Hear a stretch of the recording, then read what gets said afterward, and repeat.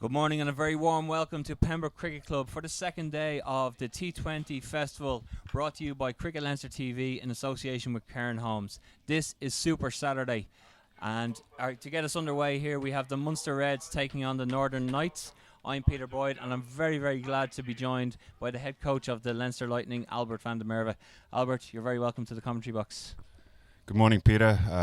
Thanks for having me again. I'm looking forward to a great Super Saturday and looking forward to see what this first game brings. Yeah, it was a big day for the Munster Reds yesterday, getting their first victory since the interprovincials were reinstated, and they'll be looking to kick on and perform well again this morning, I'm sure. Absolutely, and delighted for them. It's been a lot of work going on behind the scenes and getting this side up and running, and it's I suppose it's a bit of a building process, but it's great to see the cricket they played yesterday, and delighted for them with the win. So at the toss this morning, Jeremy Benton, the Munster captain, won it, and he decided to bowl first, inserting the Northern Knights. So he looks like he's about to take the first over on himself and bowl it. Opening the batting for the Northern Knights this morning, we have Ali Shields and Nigel Jones. Ali Shields has just come into the team today, wasn't available yesterday. He's going to be on strike first to take the first delivery.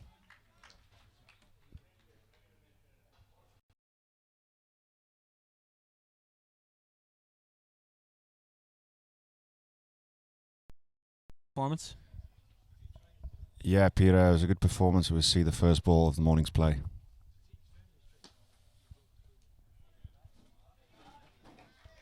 Shields getting that away to cover point. Good stop by Gunning. Yeah, Peter, good day yesterday all round. Good wicket and some good cricket all round yesterday.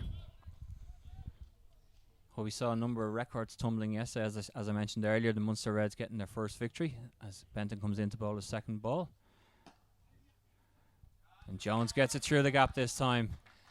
And the quick outfield, just as quick today as it was yesterday, races away, and the first boundary of the morning. Hopefully the first of many here on Super Saturday in the T20 Festival. Yeah, Benton just giving Jones a bit of width, and as we saw yesterday with the runs being scored and this good wicket, any width, and with this quick outfield, the bowlers are now hiding to nothing.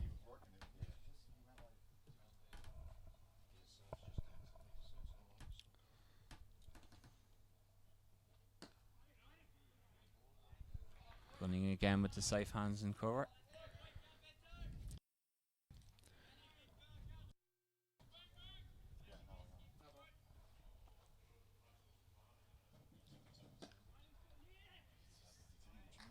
Nearly a great pickup from Max Sorensen there. Jones squeezed it into the covers for another one.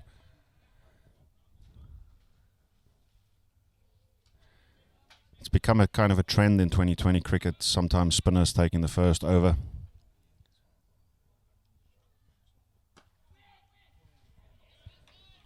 Good stop again at backward point, this time from Hassett.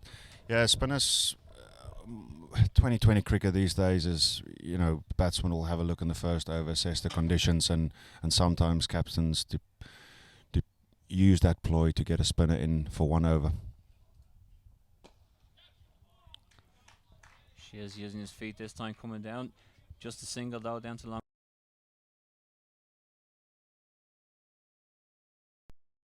6 runs off it, 6 without loss after the first.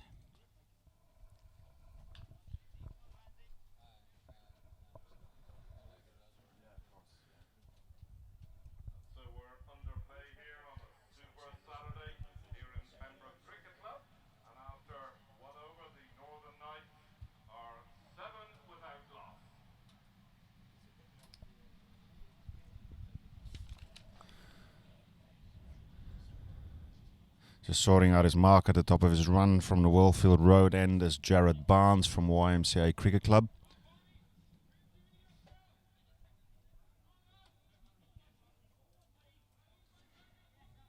It's great for players like Barnes to get this experience with the Munster Reds in the T20 Festival. You've seen a lot of them in a Leinster Lightning jersey in Championship cricket in particular over the last while. I'll be someone that you have good regard for and like his style. Yeah, Jared's been successful for us in the longer format, in the red ball format, and it's good for him to get an opportunity in the shorter format and white ball and develop his skills.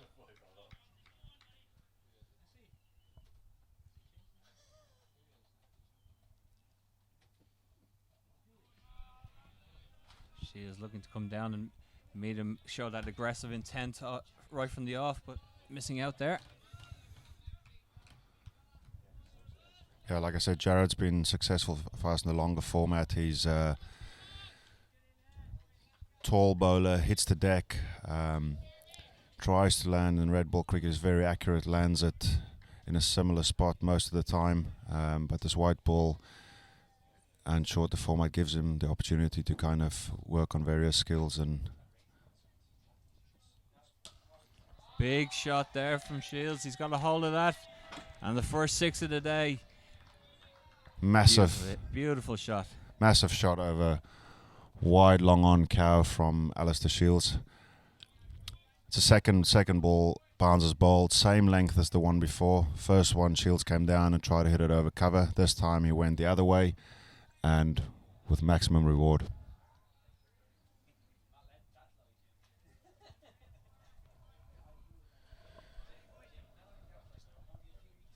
Suppose that's the feature of 2020 cricket, where it's gone away from the norm if you just bowl 6 balls the same.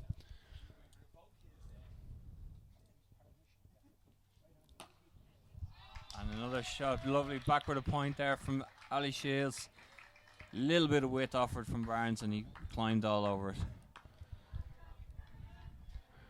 Great shot from Shields, opening up the offside. And again, you'll see that ball was probably similar length, and Barnes has to think hard and long, and Benton, his skipper, as it mid off, and very quickly the slip goes out to reinforce that offside field.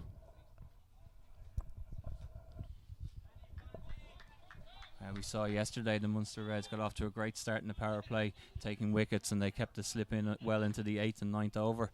We're only to the 2nd and the slip has already disappeared. That's big again. It'll beat the infield and probably race away again on this fast outfield. Stephen Dodney giving chase but didn't really have a chance to get after it. Excellent from Shields. Barnes slightly fuller there. And Shields is putting his hands through that, and once you get it over the ring, it's generally going to be 4 on this quick outfield.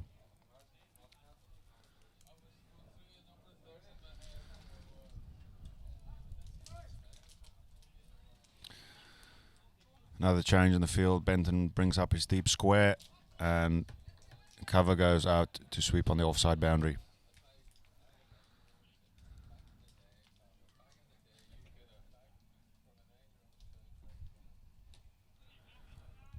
Good change up there from Barnes.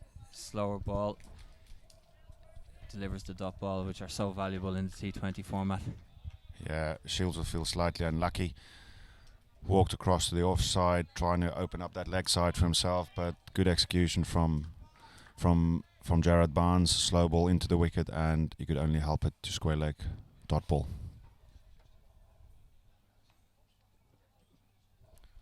That'll be a wide. Barnes is struggling to get out of this over.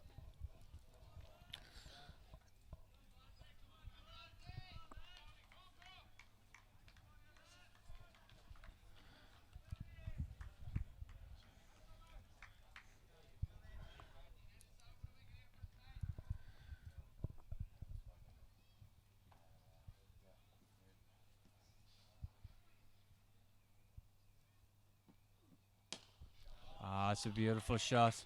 One bounce 4 over long on from Ali Shields. Finishes the over, and it's 26 without loss after 2 for the Northern Knights. Yeah, great over from the Knights there. Alistair Shield capitalising on the bowling of Barnes. Move on to 26 after 2 overs and get him off to a great start.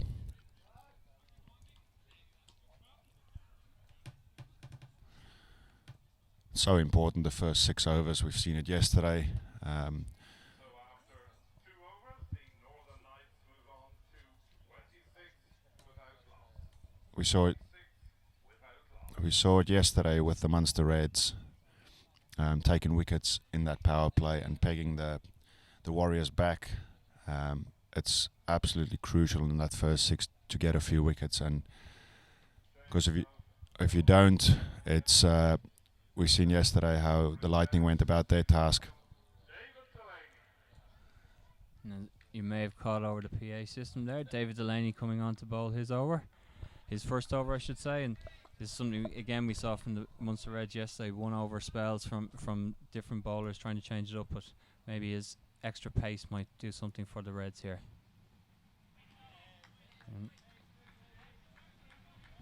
His first ball getting through. Nigel Jones there, the extra pace, as I said. Such an experienced campaigner. He won't be phased by anything like that, facing David Delaney. No, Nigel Jones, a very, very experienced campaigner and a bit of a 2020 specialist.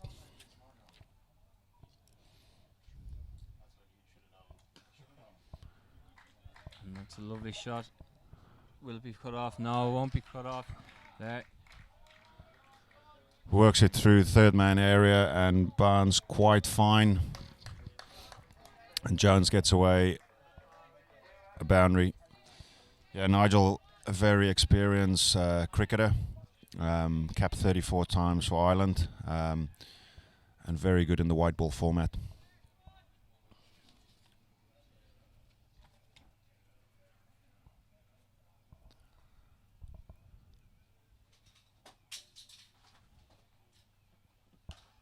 He goes on the pull this time, and that gets through the infield as well, and it's another boundary. 2 in a row from Nigel Jones.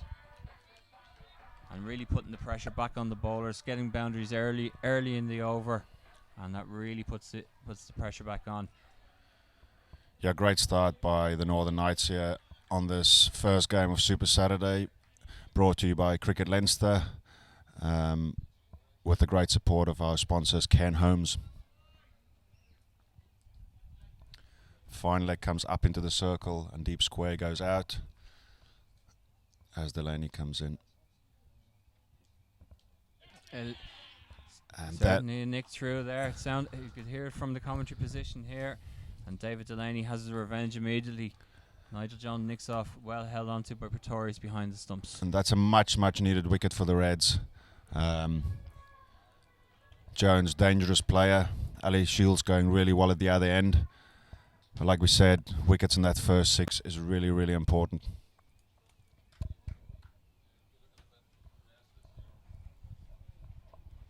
So Nigel Jones departs the Knights on 34 for 1. And it's Mark Adair that will come in to join Ali Shields now. The Reds really did need that wicket, needed a breakthrough to try and get themselves back into the game.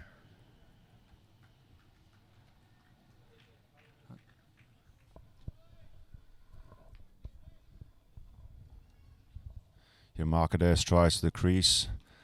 Had a stint with Warwickshire, so bring a certain amount of experience with him that'll be very valuable to this Knights side during the course of this contest. Slip goes back in as soon as the wicket fell. It's good to see that aggressive intent again, because that was again when we were watching the Munster Reds yesterday. They really had the Warriors in a tough position, but as soon as the power play ended, they relaxed the field and really stepped away from that. And although they did get the win in the end, it was potentially something that they could have really increased the pressure. As Mark Adair has a go at his first delivery, not having a look before he tries to swing the bat hard at that one. Yeah, no, it's absolutely important to be positive. Keep trying to take wickets. That's the easiest way to stem the flow of runs. And only for a drop catch fairly early on in the piece, they could have had the Warriors 30 for 5 yesterday. But a great knock from young Gillespie scoring 80 hauled the Warriors back into the contest.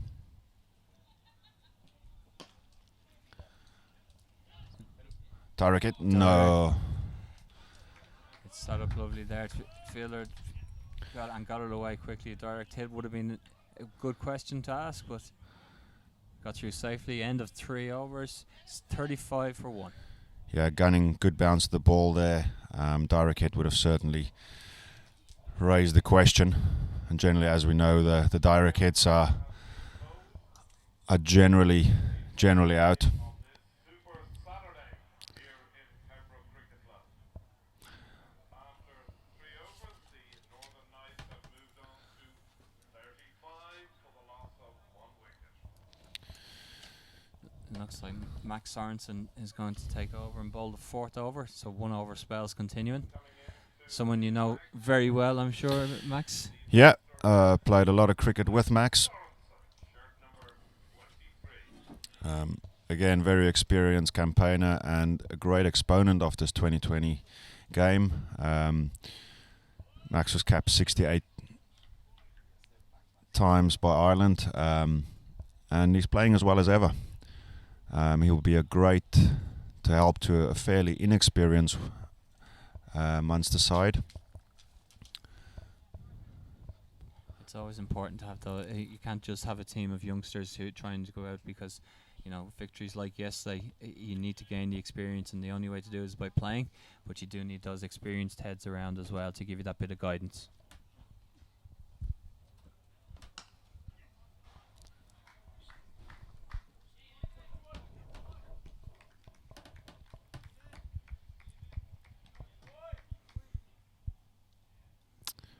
If you're going to make your way down to Sydney Parade during the course of the day, the young supporters make sure they pick up a Cairn Home t-shirt at the front entrance of the clubhouse. There's also 4 and 6s placards or posters to hold up. And yesterday I think we had 22 6s, if I'm correct. So I'd be plenty of exercise for the youngsters.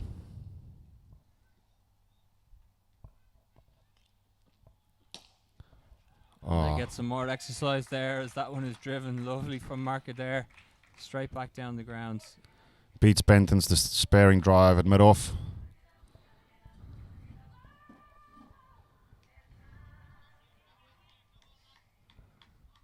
Anything full there will put his hands through it.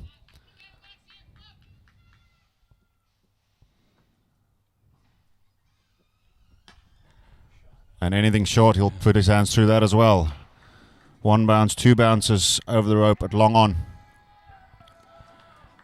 And it's a really fast start by the Northern Knights. A little bit of overcorrection possibly there. For previous delivery was a bit full, driven down the ground, brought it back a little bit, and it was pulled away beautifully from it there.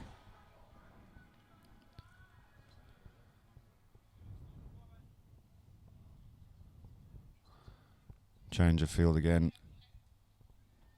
Sweep on the offside comes up. Cover goes across to mid-wicket, and long on drops to the bound, or mid-on drops to the boundary as this mid-off.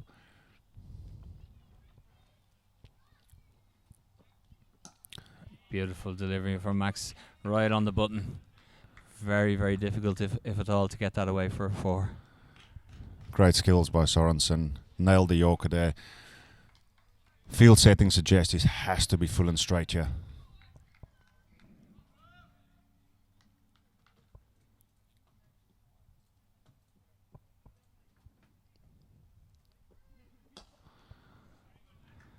That's right, driven down the ground, but to the fielder that had been moved there, Jared Barnes, feels just a single off that delivery.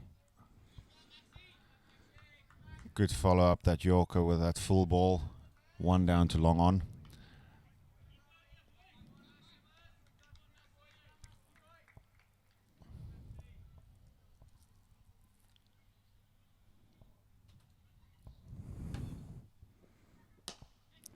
Full toss this time, and just over pitching a little bit and driven away.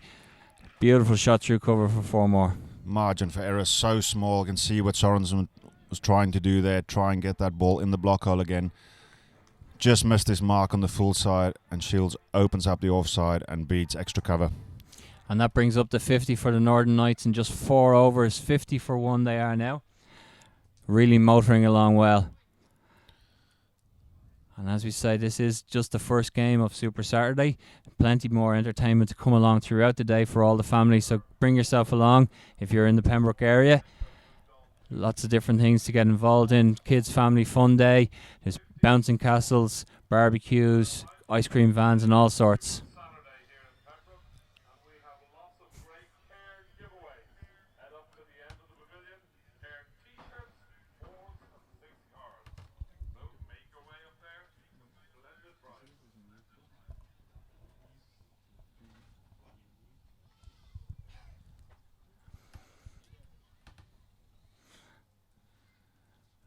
Changing helmet for Shields. It's gone a little bit overcast here in Pembroke, but the heat is still there, and so I'd say it's that certainly feel the heat in the helmets this morning. But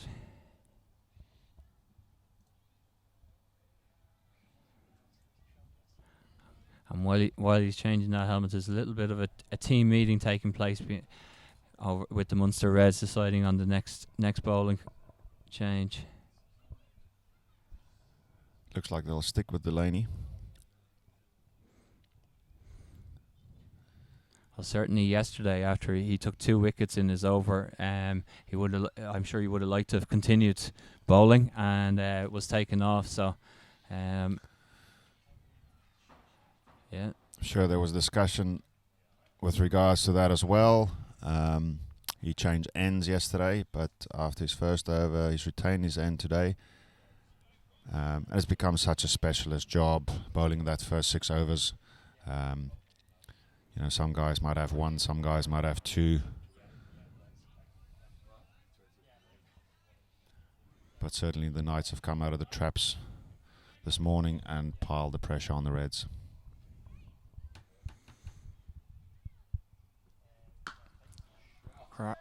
Beautiful shot there from Market there, getting on top of that and crashes away for another 4. But like my golf swing, that long and right, that's gone. Off the back foot, over cover with a lovely fade. I'm very impressed if that's the way you play. I tend to play a bit more of soldier golf. And for anyone who's not familiar with the term, that goes left, right, left, right. I tend to stay right, but it requires a fair amount of searching, let me tell you that.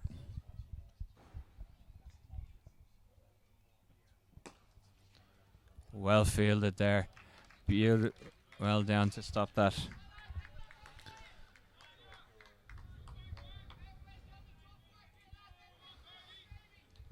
I think the trick here for the Reds is to try and shift the momentum slightly, and it might take a special bit of fielding or a couple of dot balls, and it's just got to change the momentum a little bit. Doesn't take much to change the momentum in a T20 match. Like you say, 1 over, one piece of fielding. That's all it does take. Beautiful slower delivery. Well played though to take the single off it. And with the Munster Reds, you know, there's plenty of leaders within that team. They're a young side, but there's plenty of people, plenty of vocal support for everyone within it.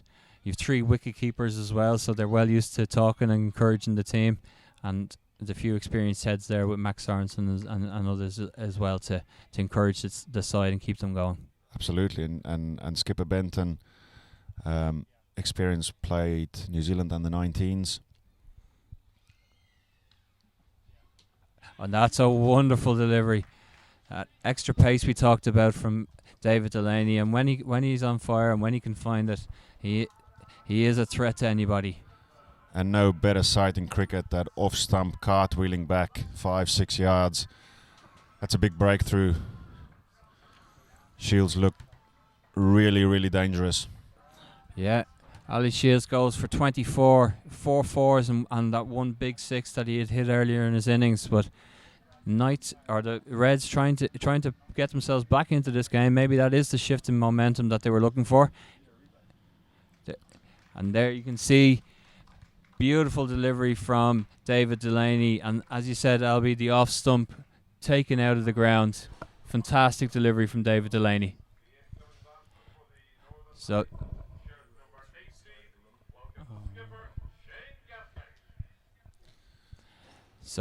the Knights now 55 for 2. as Shane Getgate, the captain of the Knights, comes onto the field. But it's been a brilliant start for the Knights. He'd be happy with where they've got to at this point. Maybe wouldn't have liked to have come in at this point, but it's been a great start. Reds trying to make their way back into this game. Delaney is that threat that they have. Certainly is. Wicket at a very, very crucial time. Still within the power play, and I'm sure skipper Shane Getgate would look to capitalise on this next over and a bit in the power play.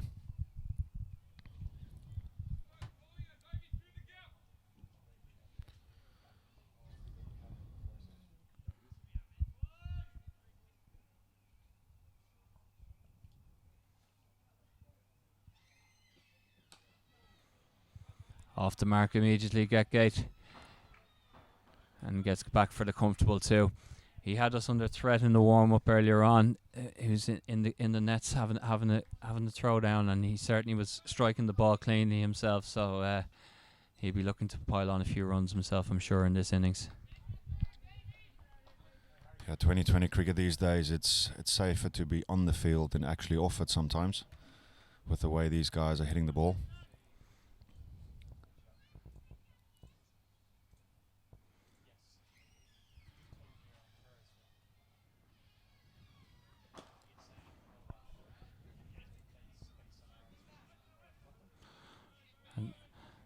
Popped up lovely into Hassett's hands there to get that back in and restrict him just a single off the last ball of that over.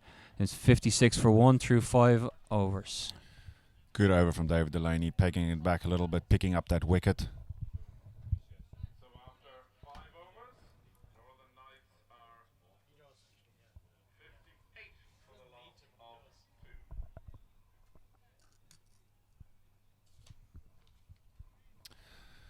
Looks like Jared Barnes will return for a second over from the Wallfield Road end.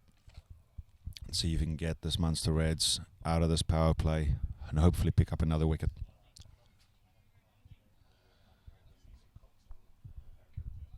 Coming back into the attack now. Please welcome shirt 30, it's Jarrah Swart. Yeah, it promised to be a great day. All the kids on the school holidays, hopefully get down to Sydney Parade and enjoy this Super Saturday, brought to you by Cricket Leinster TV and sponsored by Ken Holmes. Well, it's fantastic that we're able to put it on and have such a great festival, and I think the players have been looking forward to it as well, to be honest. As Getgate puts that away, but I'm sure it's something that the players have been talking about in the team room and together in the dressing room as well, Albert. Yeah, it's a bit more like a real competition feel where you spend 3 days kind of in camp, as you would say, traveling teams being the hotel. You can work on certain skills and rectify things from the day before, and it's fresh in your mind.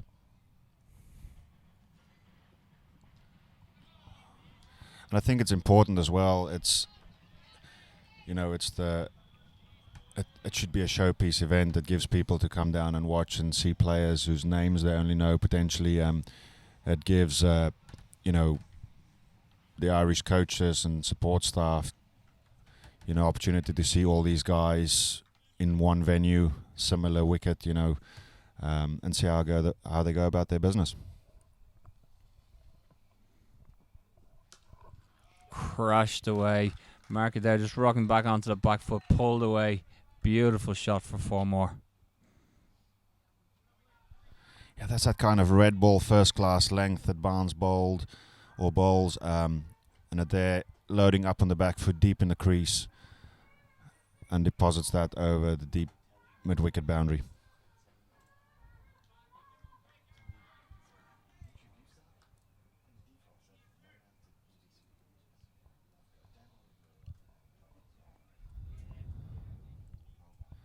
Subtle changes of pace, variations, where you bowl from the crease, all these things come into play for bowlers in an over. Shot. Oh, It's yeah. well held onto Jeremy Benton. Great catch off Jared Barnes there. And the dangerous marker there goes.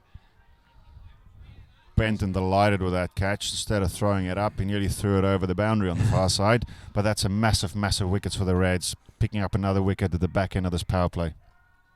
It's a dangerous Adair that's gone. So that's 63 for 3 now. Mark Adair departs for 21. And that as a batting team is not what you want, is coming at the back end of your power play and effectively having 2 new batsmen at the crease, having to go through this new block, having to restart.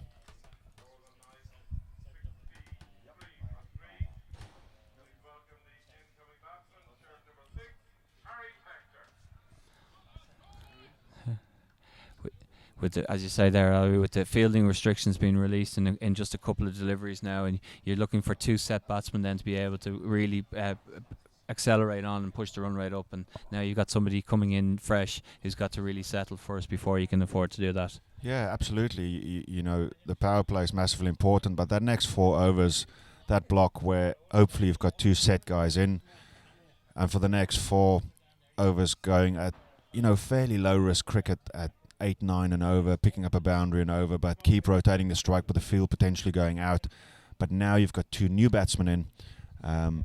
The captain can afford to bring 1 or 2 more guys up. He doesn't have to spread the field as quick. But it'll be interesting to see how the Knights go about this, whether they keep going or whether these 2 consolidate for a couple of overs. Well, we saw yesterday with Getgate and Tector when they got together. They really put on a good partnership, and they dragged the side back in against your own Leinster Lightning. It was really a case that they were looking to put that chase under threat, really.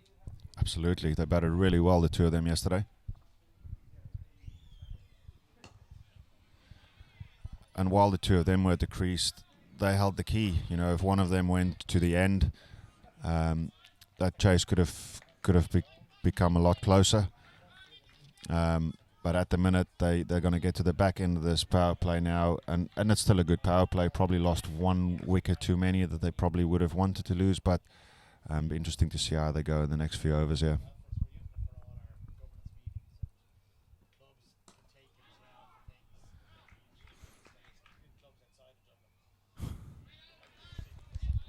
So there we have it, the end of the power play. It's 64 for 3 after those 6 overs.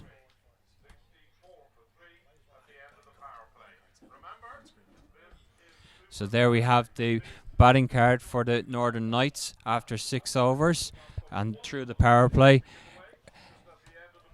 Nigel Jones falling early. He opened with Alistair Shields, fell for 13. David Delaney having him caught behind by Pretorius. But then Mark Adair showed his skills with 4 boundaries. But also Alistair Shields looked really dangerous with his 4 boundaries and the big 6 as well, Albie. Absolutely. All 3 batsmen, departed batsmen there, looked in really fine form. You've now got Getcat on 4 and Tector on 1.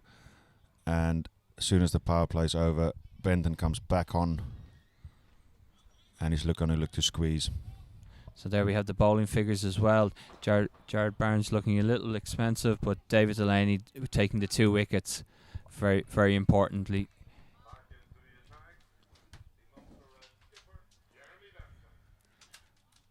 So the fielding restrictions lifted now, and the field relaxes a little bit as Jeremy Benton bowls the 7th over for the Munster Reds.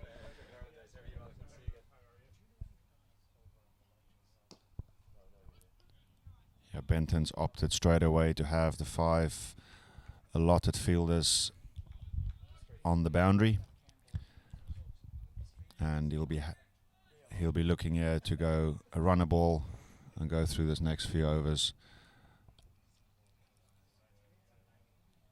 I still like to see him bring 1 guy up and make the Knights force the issue a little bit. Especially with the new batsman to the middle. They lost that wicket right at the end of the power play, and they have a new batsman at the crease. It would be good to see them really going for it here. Again, it's the same as they did yesterday. You know, they won the game in the end, so you know they can say that it was it all worked out. But you know, and it is an easy game from the sideline, I suppose. But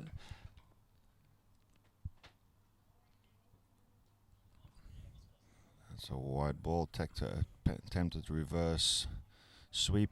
Yeah, I suppose. I mean, there's various different ways to skin a cat, but he's opted to make sure he doesn't allow the knights any free boundaries. Oh, deft touch by Tector. Runs it down to third man. Barnes gives chase, and he will lose that chase. Very, very nice shot from Tector. Lovely deft touch, as you say, and lightning fast outfield. Ran away for 4. And that changes the field to something that Tector would have wanted. A second fielder goes in behind point on the offside with a vacant mid-wicket area now, and you can see Tector potentially walking across and nurdling it into that vacant mid-wicket area, picking up 1.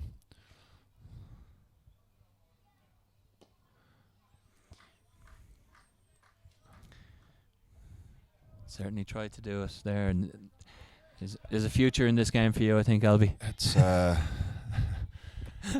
It's I mean that's what batsmen trying to do. They try to manipulate the field, and it's the old saying, there's not enough fielders for a captain, but he's trying to manipulate the field by playing the ball in a certain area, getting the field changed so he can open up another area, and that's just good batsmanship.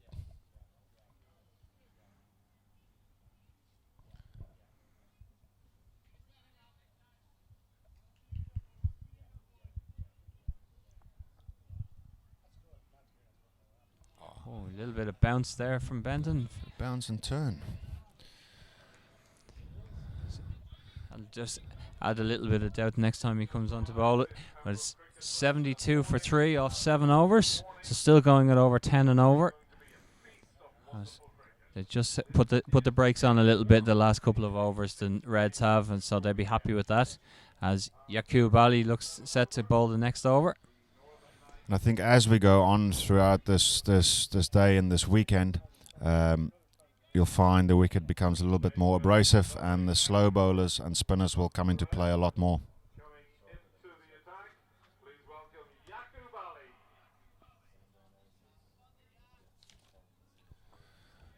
And as we can see down at the Sydney Parade end where the nets are, some youngsters have drifted in, and they're looking forward to a great day's cricket. I'm sure there'll be plenty of cricket played on the far pitch. Their own 2020 tournament, I assume. Yeah, the Cricket Leinster coaches are there, and they're organising blitzes and games and of all description for the kids that arrive throughout the day. So, like you say, plenty of entertainment for the family here. Those were the best games where you made your own rules and went toe to toe and with the lads around just watching. Many's a World Cup and match was won that way, or Test match was won that way. And that's a big shout there. And the finger goes up from Bala Kalesh. Big wicket for Yaqub Ali. That is a massive wicket. And the Munster Reds have really put the brakes on here by taking a few wickets in the last few overs now.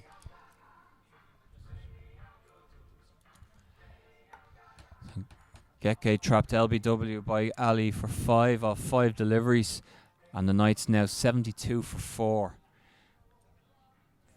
And they really need to build a partnership here. They've lost wickets in relatively quick succession here, so they really do need to build a partnership. Adam Dennison, the new man in to join Harry Tector, he'll be looking to do so now in the next few overs.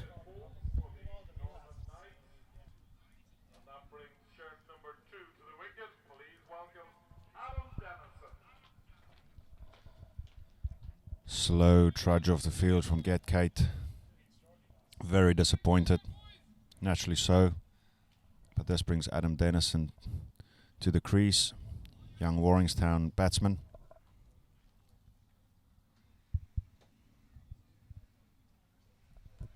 This could be a real interesting part of the game. Munster Reds potentially turning, excuse the pun, to spin for the next few overs. Take the pace off the ball.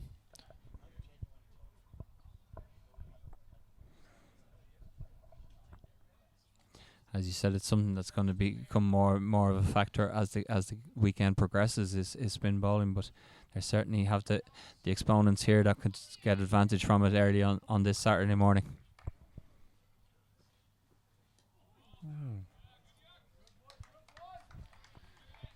Yaqub Ali Shah, very tricky customer. Front of the hand, few subtle variations, and has been hugely successful in this format of the game.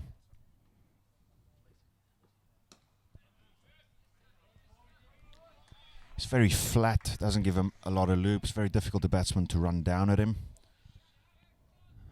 And in the past, guys have struggled to pick him.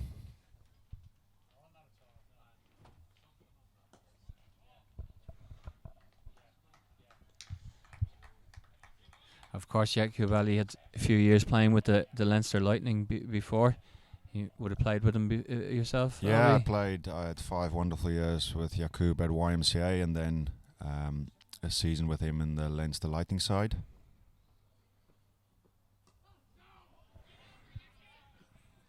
The most enthusiastic cricketer I've ever had the pleasure playing with. That's a big shout. You know, there's some enthusiastic cricketers knocking around, but that is a big shout. I'll tell you why I say he's enthusiastic.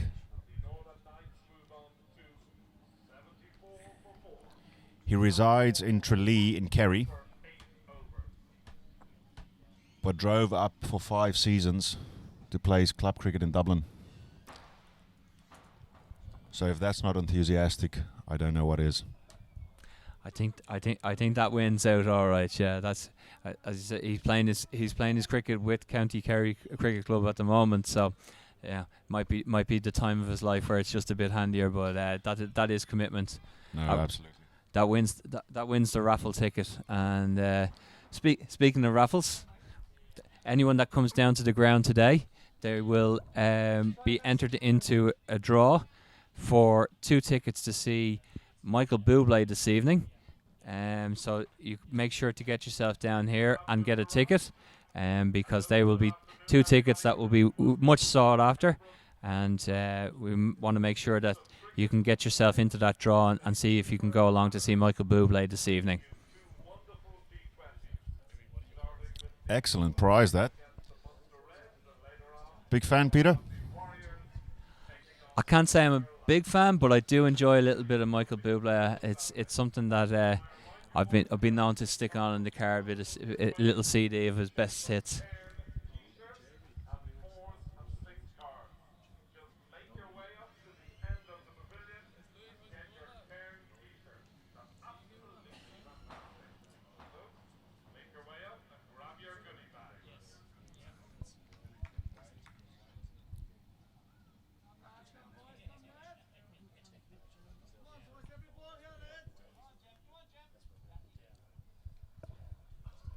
Looks like Skipper Benton will continue from the Sydney Parade end.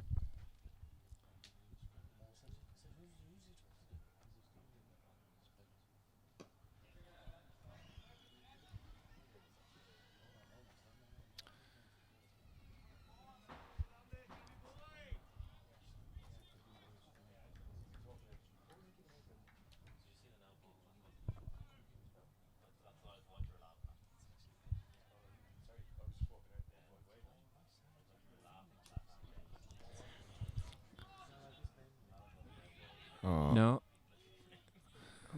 Tector very keen to look for a 2 with a well-placed shot through mid-wicket.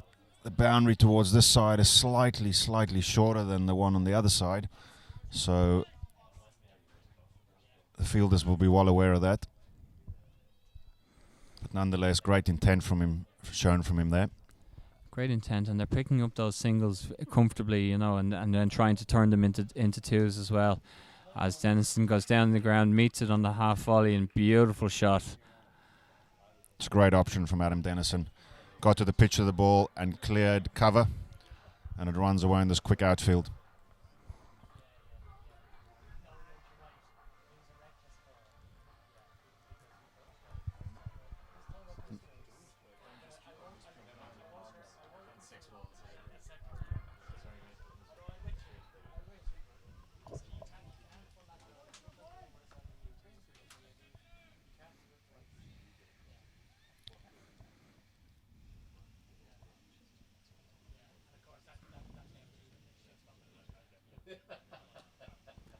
Dennison again, this time cut away.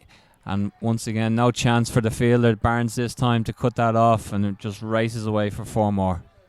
Yeah, it's just slightly wide there and short, and Dennison capitalises on that. 2 boundaries in a row. Plenty of boundaries and big sixes being hit throughout the day here on Super Saturday. We're glad to be able to bring you this on Cricket Leinster TV, thanks to Cairn Homes. And very clever cricket again there from Dennison.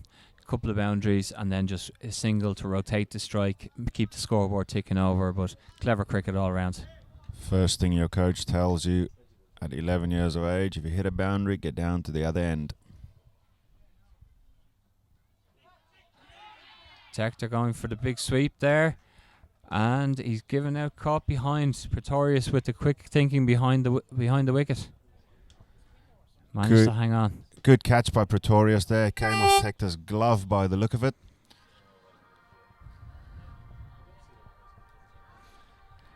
That's a 5th wicket for the Munster Reds. Leaves the Knights 80 for 5. As Harry Tector departs for a run of ball 9. And the Reds are continuing to take wickets here, pegging back this rate. Prosperous power play.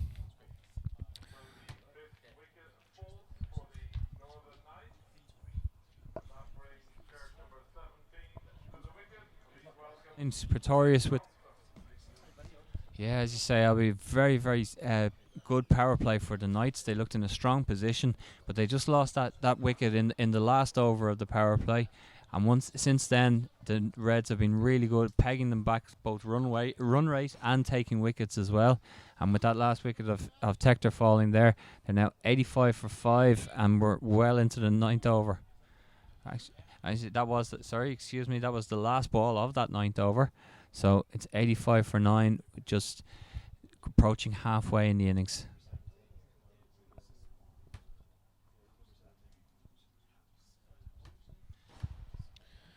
Yaqub Ali Shah to continue from the Wallfield Road end. Dennison on strike. I'll take him by Pretorius. Try to run it down to the left, the 3rd man there. Yeah, it's really important once you come out of that power play to make sure you don't lose wickets in clusters. Slows up the rate and it makes it difficult for guys to come in. And it allows the skipper to also play around with his bowlers a little bit more.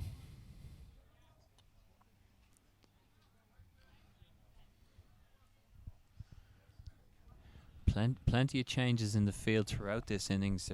Captain Benton has been very active in making sure that he has the fielders in the places he wants, and he's very encouraging to them and getting them into the right positions. Yeah, I think this has been necessitated by the arrival of Greg Thompson, a great exponent of the reverse sweep, and they've reinforced that offside just behind square. And he goes for the conventional sweep just in front of square. But we'll see a lot of this now with Greg Thompson being at the crease. If the spinners are on, he'll sweep, reverse sweep. One of the better players of those 2 strokes in this interprovincial series. And I think that was the thinking behind that early field change before he's even faced the ball. Yeah, because as you can see, the field has changed back for Adam Dennison. So obviously a plan that they have in place for Thompson. Yeah, Dennison more conventional.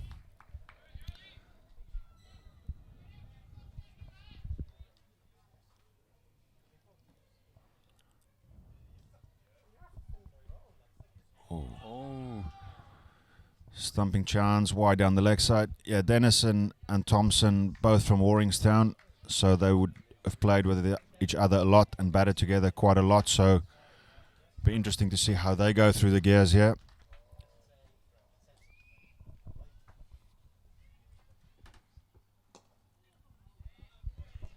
Well, they really do need to bat together for a while now to build a partnership for the Knights, because it would be a shame for them not to take advantage of that good power play at the beginning of the match if this was to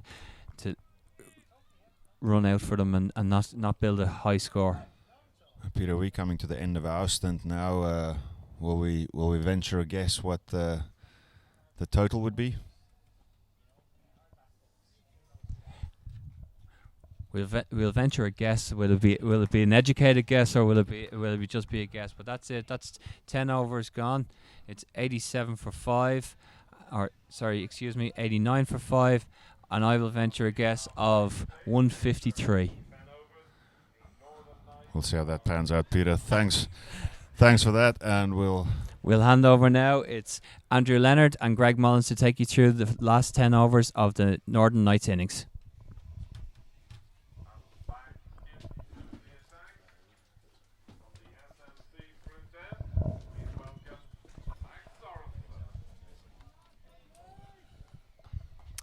Good morning, everyone. Andrew Leonard joining you again for a second day in a row, and I'm delighted to be joined by the man to my right, former Ireland international, former left-arm spinner, Greg Mullins. Greg, how are you this morning? Yeah, good morning, Andrew. Glad to join you here at overcast but very warm Sydney Parade. I think people are pretty happy that the weather is maybe not too hot here. So I was reading through all my social media interactions last night. You know me, I'm a fan of Twitter, Greg, and you were getting a little bit of commentary about your jingoistic support for the Lightning. So we're not having you commentate on a Lightning game today, as the outside edge is found by Thompson with Max Sorensen coming back and all that runs away for 4. So we've got you commentating instead on a Reds v Knights game. Good man. You don't believe everything you read on Twitter, do you? Nothing wrong with supporting your home province, absolutely. And you're wearing blue again today, just like you're wearing your bleeding blue for Leinster yesterday. Normally I do wear black. I follow the Ricky Gervais school of dress. It makes me look less large than I am. Super Saturday here today. Wonderful day for cricket. A little bit more overcast than yesterday, but still nice and warm. Going to be having the wall filling up throughout the afternoon. Where do you think this game is balanced today? Can Munster Reds make it 2-2? I think they can. They seem to be on a bit of a roll. They'd be slightly disappointed with the run rate, but 5 wickets taken. I think in the next 2-3 hours that they can nip out a couple more, they'll certainly be in the box seat. It's good to see Max Sorensen building up ahead of steam. We've seen some good pace bowling so far this morning. David Delaney really ramped it up a notch from yesterday. I suspect he struggled a little bit with, it looks like, an ankle injury. I saw him with ice on in the bar last night. But there was good in the pace. bar for long, was he? He was icing his ankle watching the World Cup football. Cut away by Thompson. Well fielded by Hassett in the deep. We're going to have to talk hairstyles about Cormac Hassett as well. Have you seen a better hairstyle in Irish cricket than that one? No, it's an interesting hairstyle. Probably something from the 70s rather than 2018. He's bringing the dreadlocks back, isn't he? He won't mind as long as he comes in off the boundary and saves that too. He'll be happy with that hairstyle. And he did that very well. Max sending fine leg back here. Yaqub Ali coming down in front of our commentary position. I think the competition really needs actually Munster doing well, and then winning yesterday is fantastic for the competition. Yeah. Another victory today would be another feather in their cap. Well, yeah, speaking of that, Greg, we have the table here in front of us, and we'll just talk through it very quickly. The Leinster Lightning are 4 from 4. They're top of the table with 18 points. The Northwest Warriors, after their shock defeat to the Munster Reds yesterday, have 8 points in second. The Northern Knights are third with 5 points, and Munster Red are bottom of the table, but they could vault all the way into second with a win here. They only have 4 points currently, but if they could pick up a bonus point win, they'd go all the way to 9 points. Both of these sides will be looking for the win. That short pulled. What a strike that is. That's gone over the clubhouse. We could be needing new balls. Yeah, that's a wonderful shot there by, I think, Adam Dennison there. Really got under it and whacked it over the clubhouse, over the beautiful flowers here. The shorter players tend to be good on the pull, and I'd say Adam Dennison is no different. He's probably used to that type of delivery, being short. Bowlers of guys like Max sort of think that's an opportunity for them to bounce a sort of shorter guy, and he really did get under that. Beautifully played. And cleared the boundary by 20-30 yards. Sailed away over the Pembroke clubhouse here. A huge strike. Probably the biggest 6 of the day. We saw a lot of runs yesterday. We were just commenting before we came on air about how good the pitches have been both yesterday and today. Do you think that'll hold up all weekend? Well, I mean, the theory is after 6 games playing on the same pitch, by Sunday evening it'll probably be a bit more difficult. But yeah, I think it's great to see superb pitches here. I think there was T20 fixtures here last year, and probably there's a vast improvement. Obviously, you have a new groundsman here in Pembroke. Dale Dale McDonough. McDonough doing a great job, and obviously the weather has helped, but over 200, 108, big scores are being scored on these pitches, so that's a testament to the work that he's doing. And it's going to be the end of the 11th over. It's 101 for 5. I think the nice thing to see as well, Greg, has been the fact that we haven't seen spin overly dominant or pace overly dominant. Yesterday Tyrone Kane was the best rewarded bowler with 5 for. But spin has played its role, and it probably will even more so this afternoon and tomorrow on the Sunday.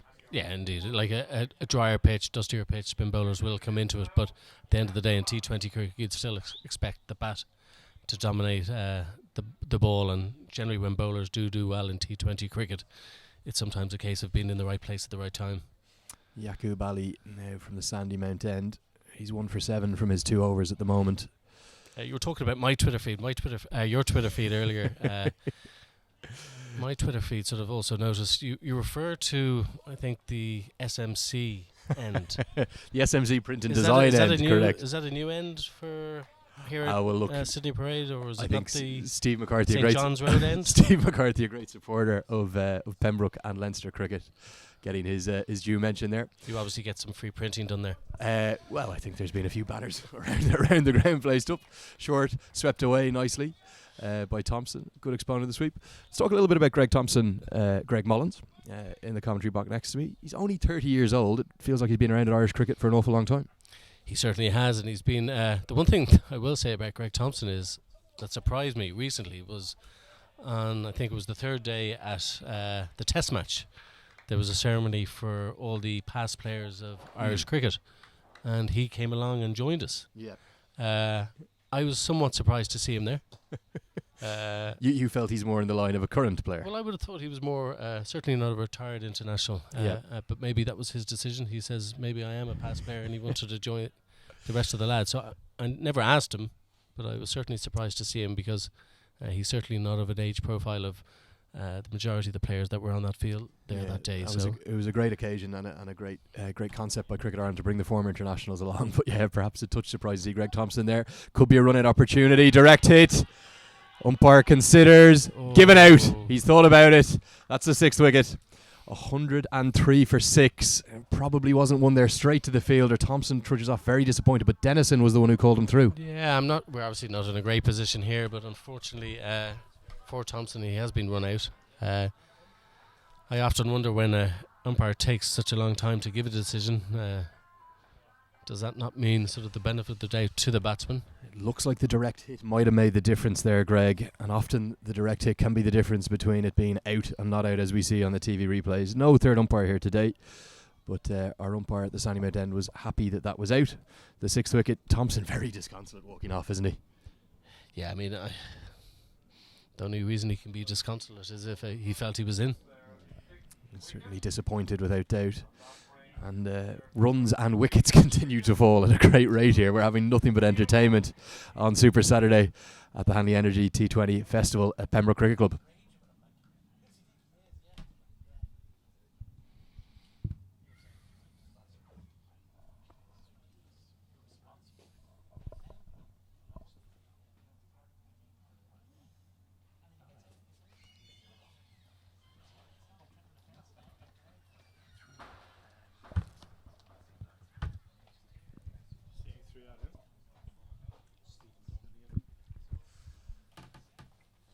Looks like it was Stephen Doheny with the run out, and his Rush clubmate is the new man to the wicket, and that's Neil Rock.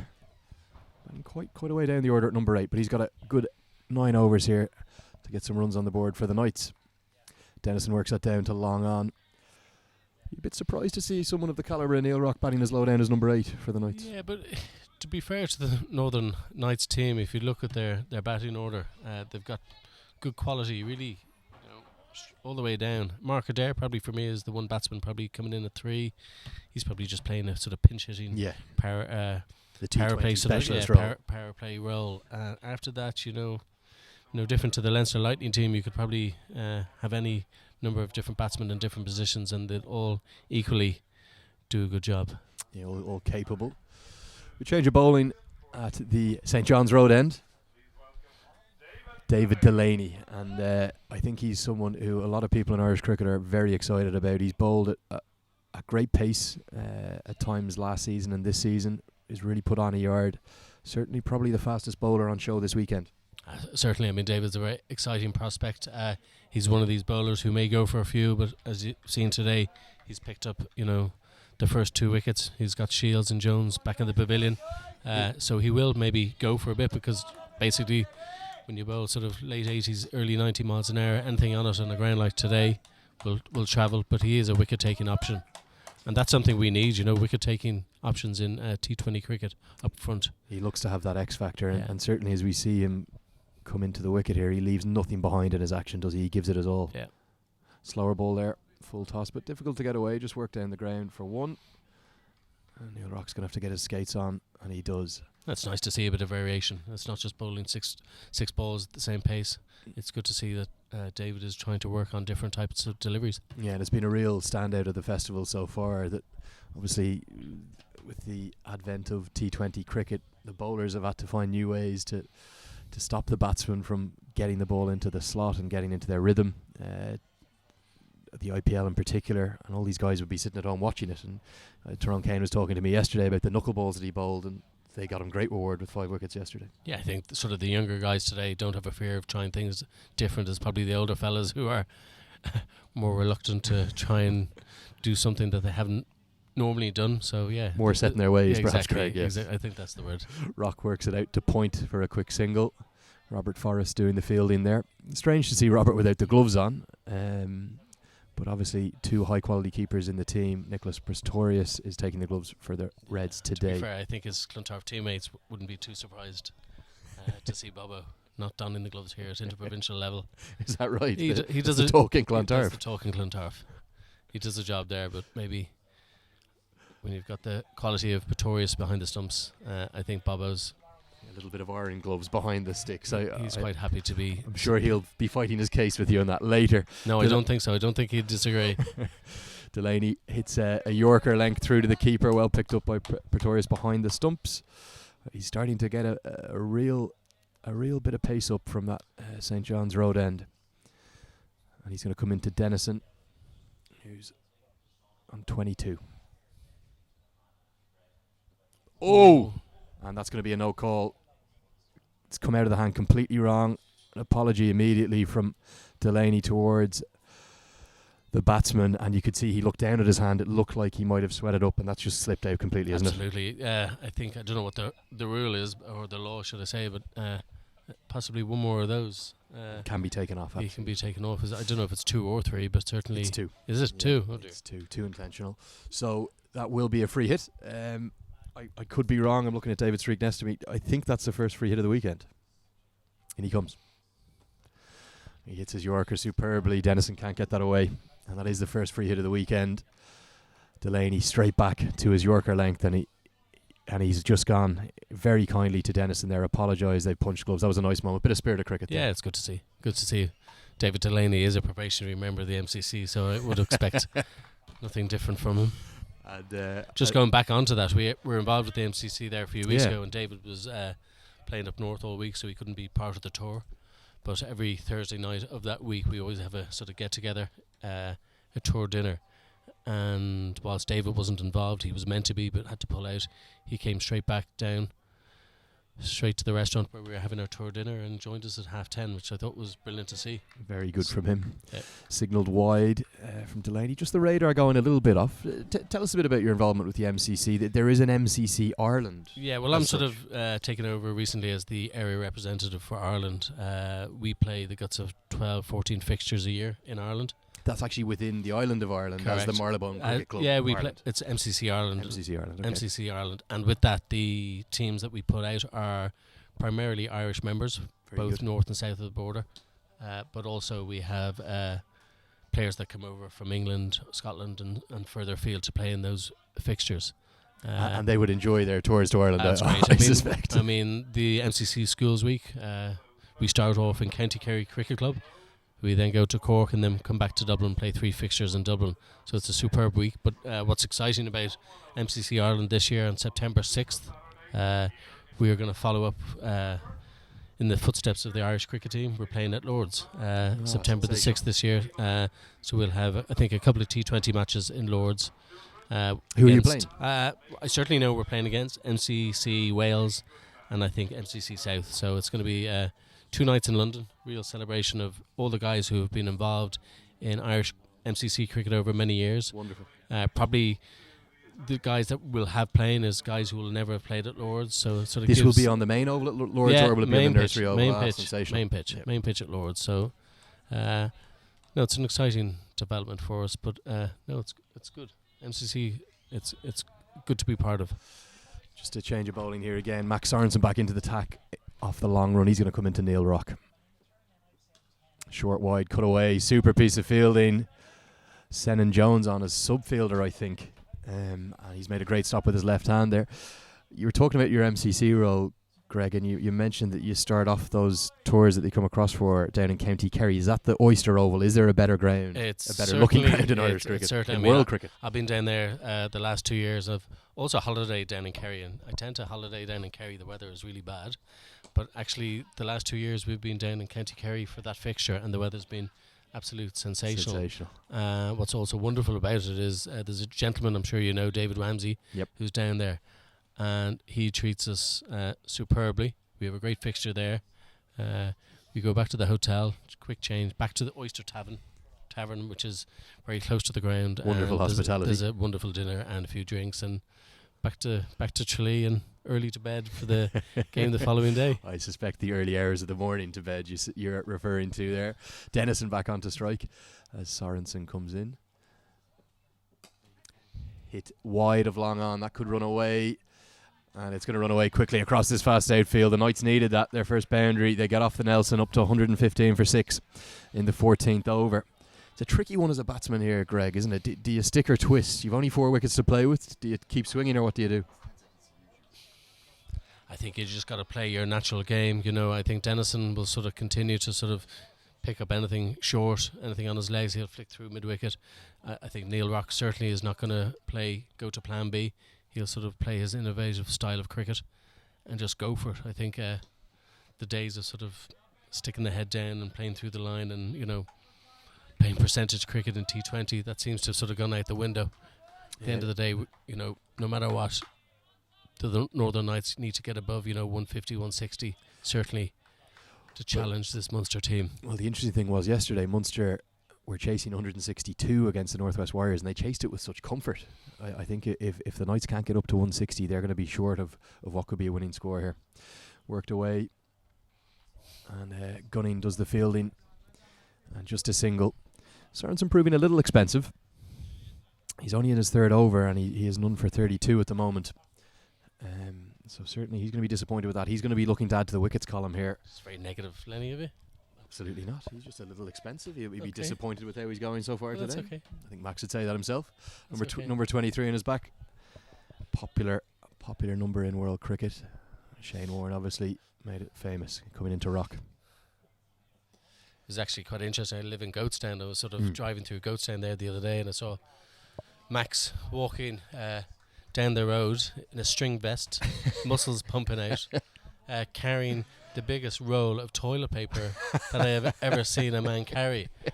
And I just said that to him. I sort of came in here, he was on the boundary. I went over to Max and says, Max, was that you carrying toilet paper the other day? He says, down Clonsky Road. He says, yeah, bro. He says, it was. I live in Clonsky. All right, fair enough. Yeah, Max has moved Southside now, and he's working the fitness industry very successfully, I believe. Yeah, I think he's involved in, I'm not sure of the name, something fitness in Dundrum, so he's close to home. Yeah, and I think for anyone who follows Max on his any of his social media feeds will see the impressive repertoire of exercises do he can. Do you he can follow his perform. Instagram? I do, yeah. Instagram. I'd be a Maxi Brew fan myself, without doubt. He adds a huge amount to the Irish game, and he's been a wonderful servant for Irish cricket, both at international and interprovincial level. Down the track, struck beautifully. Dennison really delighted with that shot. Goes all the way for 6. Well held in the crowd. Caught by Lanky, actually. And that's caught by David Langford Smith. Very well spotted by my co-commentator here. That 6 is going to get them going. Benton won't be happy with that. No, but just going back to Max. Max certainly has been a great servant, and I sort of touched on it yesterday, talking about sort of 6 hitting. And for me, Max is probably a big loss to Irish cricket. I mean, you talk about his bowling. I'm sort of going to talk about his batting. I think still there is a role for Max in T20 cricket, Irish cricket. He's not going to face too many balls in T20, and if he does, he's going to tear the ropes a few times, and it's something we need. And for me, the likes of Max, whilst he says he's retired from international cricket, I'd love maybe somebody to have a word with him and say, Max, what about T20 cricket? Concentrate on that. Well, the talk is that he's keen on possibly coming back into the fold if required. So I think with the new coach Graham Ford coming in, he's certainly shown a willingness to look at all potential available players. Reverse sweep again from Rock. 2 in a row. Just out for the single to the man. And it's good to see Graham Ford here today. Graham Ford's, the one thing Graham Ford's done since he's come into the Irish job, he's watching cricket. It's not just interprovincial cricket, he's watching plenty of club cricket. He realises actually where most of the Irish guys have come from is the club game. Short, pulled away, could be a chance. Taken. And that's the 7th wicket. Ruan Jones with the catch. Not a great shot from Dennison. It was short. No, that sort of reminds me of me in my day. The odd short ball, deep square leg pulled. Would you have taken a few wickets with your left arm spin like that? Well, I always say it's to do with the 3 or 4 decent deliveries before that bad ball that you bowl that gets the wicket. But no, Dennison's going to be really disappointed with that. The bowler is obviously got one more into his account, but really should have hit that right over the clubhouse. Yeah, Munster skipper Jeremy Benton with a 2nd wicket and a huge smile on Ruan Jones' face. I think he dropped 2 out there in the same position yesterday against the Warriors, so he's banished the demons of yesterday, and that's the great thing about cricket. You come back, you always have another chance, and he's taken the catch there nicely. Exactly, but yeah, that's a vital wicket for the Munster Reds.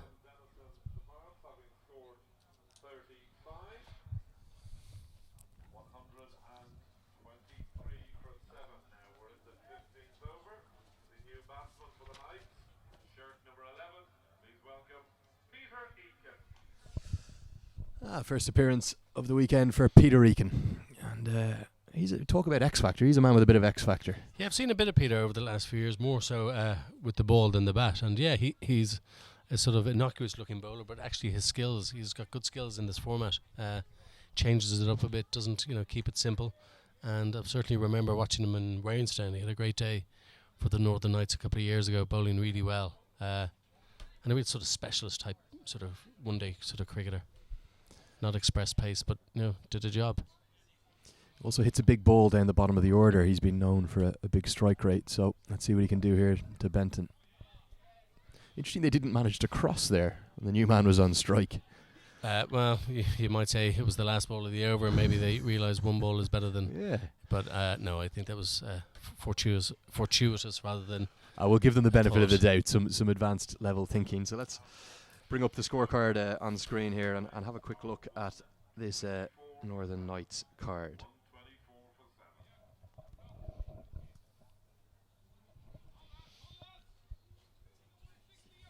We'll come back to that at the end of the next over. 15 overs gone. Northern Knights 124 for 7. I've actually done something quite unusual for myself. I mean, people would obviously see me around the grounds at other time watching cricket. Sometimes with kids in tow, sometimes not. But I've actually arrived here this morning with 5 children. I hope you've just put them straight over to the kids zone, have you? All under the ages of 10. 3 of them are mine, 2 of them aren't. So I'm sitting here enjoying it whilst still concerned that we may well, I think be ambushed with 5 children any minute. Super piece of fielding from Yaqub Ali, driven back firmly, and he's dived across to his right and collected that nicely. That's, of course, I can see the 5 kids there down in the Cricket Leinster Kids Zone. Lots of Cricket Leinster coaches about, free Cairn Homes t-shirts, and lots of fun and activity. And that's Boldham, kept a bit low. I mean, that looked as if it was going down the leg. I don't know if he played on. Hard to see from this angle. But yeah, certainly Yaqub doesn't bowl from a great height, skiddier than most. And yeah, possibly just kept a bit low and it's gone through the gate. Another vital wicket.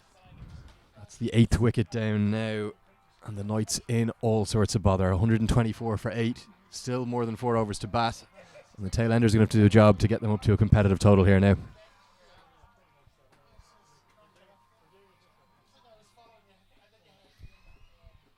Yeah, throughout the whole innings there hasn't been really a problem with the run rate. It's just been the consistent losing of wickets. We've had 4 batsmen in double figures.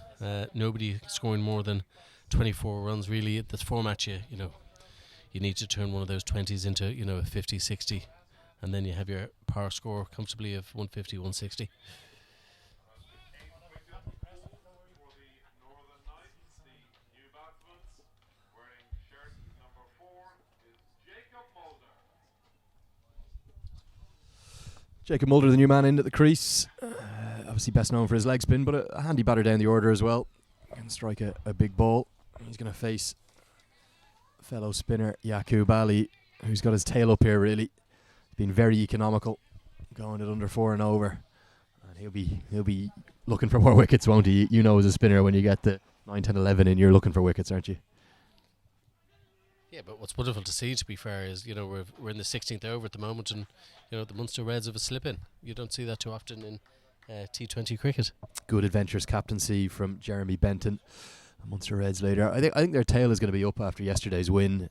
You could see how much it meant to all the Munster squad and coaching staff. Ted Williamson was almost a bit emotional yesterday with that win. Well, absolutely. It's like they've been asked to come into this T20 format. This is their second year. The one thing is being asked, but actually the second thing is to go and compete. And in their second year, they've got a victory, and that's brilliant for them.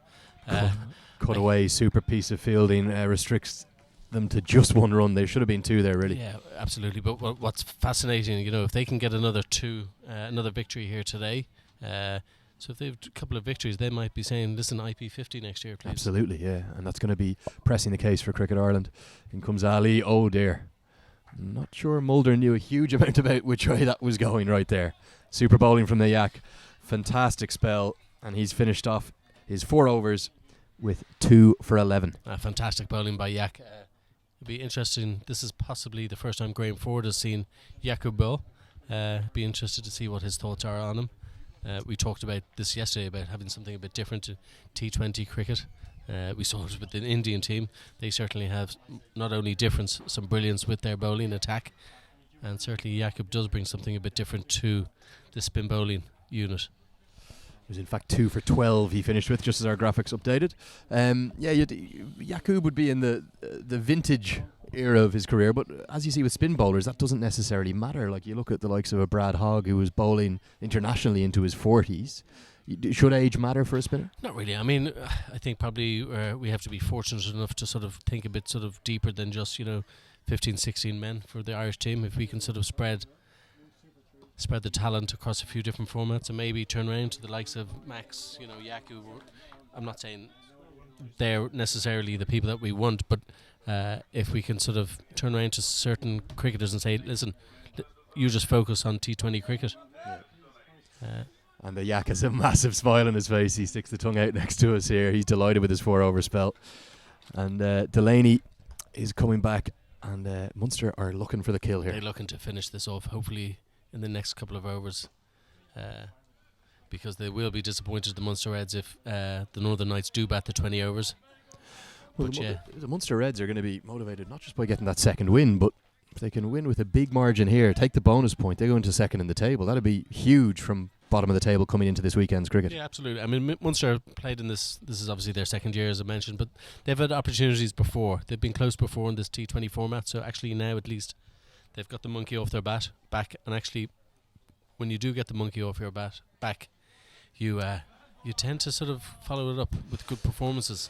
Delaney searching for the Yorker there, just a little bit too full, almost over eager to get the wickets, and you can see that a little bit at the end when you're bowling to tail enders. You can just look a bit too much for wickets rather than doing the basics. I remember obviously Trent Johnson played a lot with us in Carlisle, and we sort of used to have great fun. It come to 9, 10 and Jack, and he'd be coming on to bowl at the end, and he'd be sort of beating the outside edge many a time, batsman not having a clue how to face him. Then we'd tell him just to bowl on the stumps. He'd bowl on the stumps, the fella would block it. And we'd, it used to really frustrate him that, the one outside off stump, the batsman would miss, and the one on the stumps he'd block. I can already imagine TJ giving the double teapot. What a shot that is. Powerfully driven down the ground. There's no stopping that all the way for 4. Superb shot there. Just, on a good length and hit nicely straight down the ground. Super shot, not too far from the umpire, I think. Yeah, Peter Eakin showing off his power there that he has down the end of the order. And The amazing thing about T20 cricket is we could see any total here now between 130 flat the whole way up to 170. Peter Eakin gets going. The Knights could power all the way up to 160, 170. They can. They got to be fortunate though to get to the sort of 160, 170. I think if you're a betting man, Oh, that's serious pace. Delaney goes up with the appeal, but his teammates don't join him. Given not out, umpire not interested in any way, but serious pace now from the top end. he certainly does. I mean, he is the X factor here on show the whole weekend. We don't have too many bowlers up at that sort of 89 mile an hour, and it's great to see. Good strong lad. If you're in Graham Ford's shoes and he's standing at the sight screen right next to David Delaney's end there, what are you thinking? What's going through your head as you watch this 21-year-old steam into bowl? Graham Ford is probably saying, "Thank God I'm not batting." He's obviously something a bit special. Down the track, Eakin strikes very well. That's gone all the way. What a shot that is. A massive six out to the railway side. Looked like it came out of the middle, but that's kept going. Wonderful shot there. I mean, I probably did Peter Eakin injustice when he came into bat. I was talking about his bowling, and he's just played two wonderful shots off the last over. One down the ground, one over point for six. Superb shot. Yeah, back to the Graham Ford. I mean, at the end of the day, with the programme ahead for the Irish team, I think it's a matter of time before David Delaney's in the Irish shirt, and I think it's something to manage. I think sometimes you can get guys involved too early. Yep. Not just from a playing capability point of view, but actually from a mindset point of view. So Graham Ford will monitor David Delaney to make sure when he does get involved, he's in both the right frame of mind to step up, but also from a skills point of view with Rob Castles, but working with him, make sure he has the skills to do well at international level. And I think what was really interesting, we were talking to Andy Balbirnie about this yesterday, bringing him into the squad for the India series, I think it proved to be hugely beneficial for him. He just really enjoyed being around the squad, carrying the drinks out to the guys. I think he had a bowl at both the Irish and Indian players in the nets. And I think that's the way to help integrate him into the squad, isn't it? Maybe don't bring him in and give him the debut immediately. Well, I noticed from David Delaney walking around the boundary, what was wonderful is he was grinning. From ear to ear, he was grinning, which is wonderful to see. Sometimes he might, have had the head down walking around, but no, he seemed to really enjoy that series day out on the Friday in Malahide. Was happy to be involved. Change of bowling again here, and it's Jared Barnes back in from the YMCA Cricket Club. Got to come in and try and hit a length. Full again, and out towards Cow Corner. Fielder in quickly off the fence, and they're just going to run one. Knights have not been strong between the wickets today, I think it'd be fair to say. They've had a run out. They haven't pushed hard for the twos into the deep. Listen, when you keep losing wickets, you're sort of somewhat in a negative mindset, and that's probably impacted on their running between the wickets. You don't want to give away a wicket by a silly run out, so yeah, they've been probably a bit sort of laissez-faire between the wickets at the moment. Huge strike. That could go all the way. Sorensen tries his best along on, but that's carried for six. Knights picking up late order runs here, and the game is changing again. Yeah, we talked about it yesterday about sort of hitting down the ground. These are the short hits in Pembroke, and there we see, we're 8 wickets down, and yeah, straight down to the short hit here in Pembroke, and 6 more to the total. Mulder showing off his big hitting skills to complement Eakin at the far end. Barnes in again, slower ball, short cutaway, just going to be 1 this time. Good piece of fielding from David Delaney. Speaking about David Delaney as well, it's not just his bowling that he offers. He's a super fielder, and it looks like he can hit a ball powerfully as well. Absolutely. I mean, I think he got a superb score there for Clontarf last week in their victory. I could be wrong, but I certainly saw a scorecard, and yeah, he did score at a fantastic rate.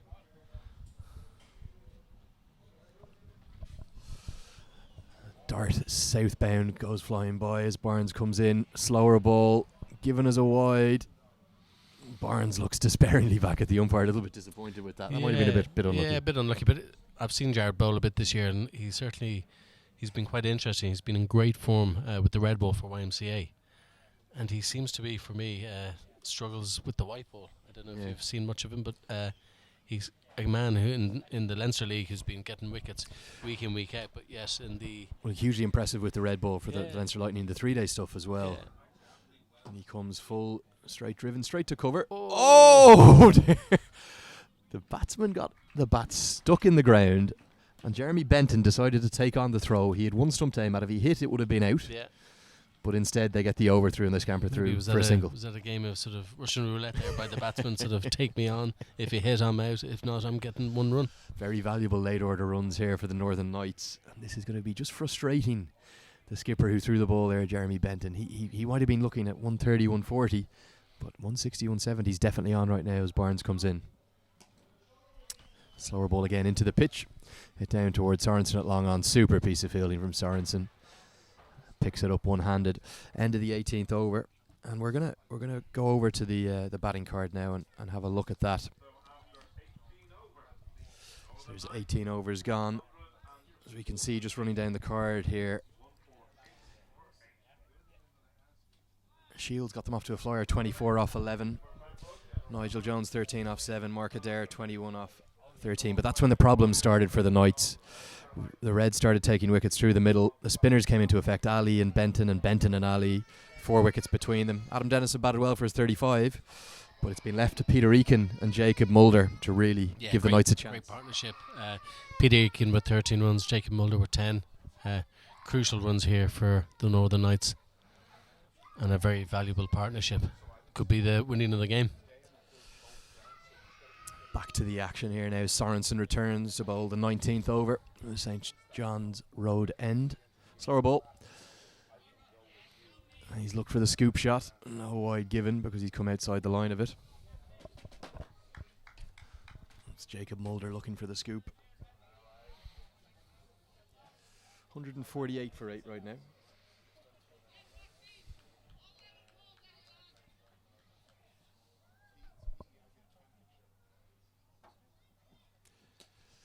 Pulled away. Protection in the deep. Picked up by Jones. Jones having a much better day at deep square leg today, isn't he? He certainly is. I mean, I didn't see a huge amount of the game yesterday, but by hearing the odd report, it was a tough day for him in the field. Yeah, tough day in the office.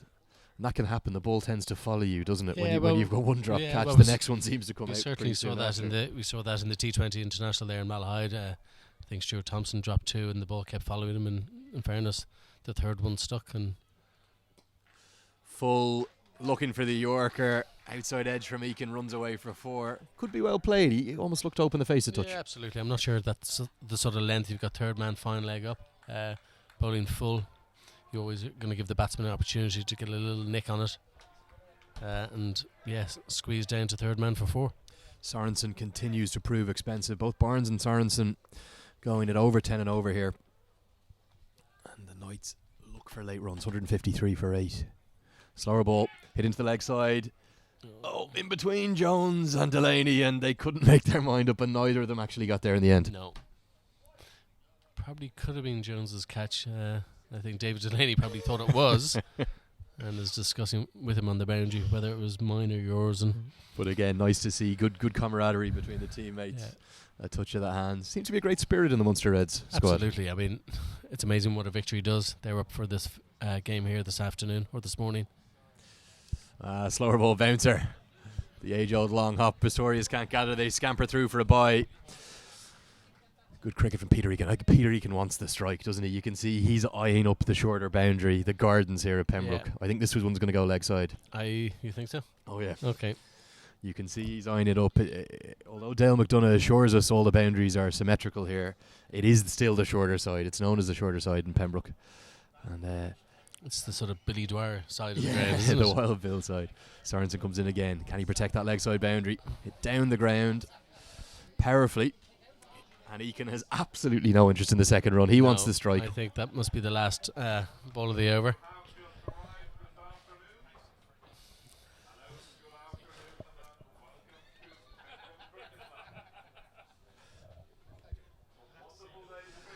We'll just take a quick look at those bowling figures now, Greg. It's going to be Jared Barnes to bowl the final over. Munster Reds only using 5 bowlers today, and Jeremy Benton, the skipper, is 2 for 34 from his 4. David Delaney, 2 for 33. Yaqub Ali, the standout, 2 for 12. They're superb They are figures superb. in a T20. No wonder he was down here at fine leg, close to the commentary box, smiling 10 minutes ago. He was grinning like a Cheshire cat, he wasn't he? knew his figures, I'd say. And we will come back to the action now with Jared Barnes. Currently has 3 overs, 1 for 37. And he comes in to bowl the final over of the innings. Short, pulled away. That's a wonderful strike. Over the gardens, into the trees, and that's 6 runs. Yeah, wonderful shot. I mean, he's trying to adopt the sort of slower bouncer, but no, that's well weighted on and absolutely smashed through wide mid-on. Superb shot there by Peter Egan. The Willfield Road end has taken a bit of a pounding over these 2 days. I think we saw one actually run down Willfield Road yesterday. That wasn't quite as big, but 6 nonetheless. And the 170 we thought wasn't possible a little while ago, it's all of a amazing. sudden I mean, is very much yeah, on. this partnership, I'm not sure what it's is at the moment. It's probably close to 50 runs. Huge partnership here. Really important partnership for the Northern Knights. Probably a bit less actually. Yeah, 38 runs, that partnership between Peter Egan and Jacob Mulder. And it goes to show that you can't really afford to not bat at this level, can you? You have to be able to chip in with bat and ball all the way down. This is numbers 9 and 10. Peter Egan 25 off 14 balls. As Barnes comes in again, looks for the scoop, and he's gone. That's taken out off stump. Some good reward for Barnes and a second wicket for him. No, absolutely. But it was a superb knock there by Peter Egan. Really has changed the complexion of the game, given Northern Knights a target that they will hopefully defend in the second innings. Leg stump it was, knocked out of the ground, in fact. And with just 4 balls remaining, we're going to have the Northern Knights number 11, James Cameron Dow, come into the wicket. Crucial contribution, though, from Peter Egan. Yeah, superb contribution. What's interesting is actually we talked about Jacob Ali being the star performer. The Northern Knights team is full of a lot of spin bowlers, you know, Cameron Dow. Also, we got Harry Tector, Jacob Mulder. So that may sort of play into their hands in the second innings here. Yeah, and I think a little bit like yesterday, the Reds are going to have to get off to a flyer in that power play, just like they did to chase this total down. Yeah, and then they've, I think, it could be honours even at half time here. Yeah, I think you could well be right there, Greg. James Cameron Dow comes to the crease. Really disappointing day for him yesterday. He just bowled the 1 over, which is a great surprise. I'm a big fan of James Cameron Dow. He went back home there, I think, last year. Probably at a time I felt he was probably getting even closer to getting back onto getting into the Irish team. Yep. And now he's back here, and he obviously still wants to play for Ireland. And 1 over from a bowler who really has a superb action, a bit like Gary Kidd repeats, and. Yeah, he's a good performer. He's a big, tall man, isn't he? Which is, I think, the likes of Suleiman Ben from the West Indies, kind of in that mould, is he? Yeah, he reminds me of I can't think of his name, but there was a guy, sort of red-headed, sort of New Zealander who played for Ireland there a few years ago. Yeah, Regan West. Regan West, that's the man. Regan wasn't quite as tall, but he was a super turner of the ball, wasn't he? Yeah, superb cricketer. So Cameron Dow has just 4 balls to try and get the Knights up to 170 here. And Barnes comes in. Worked away into the leg side. Yeah, I think he did his job. I think Jacob Mulder says, get me on strike. I'm going to take him on. I'm going to try and hit another one into the flower beds here. Pembroke. We've had quite a few lost balls already this weekend. Our umpiring team, our third umpire is being duty bound to get that box of Kookaburra white balls straight out to him. I had a chat there with somebody yesterday and they were talking about the balls. Unfortunately, it's not the balls that they use in T20 internationals here, which is something a bit disappointing because we want guys to be you want to replicate what you're going to be doing at international level. But I think the reason they aren't the same balls is because there's a 25-30 euro difference in per ball. Exactly. And that's probably a saving of a lot of money here in Pembroke. Mulder did look down the ground, but he didn't quite catch it. Just to long on for 1. Max Aronson does the fielding again. Crucial fielding position this stage of the innings. Down at long on, super fielder Max. Just 2 balls left, 164 for 9.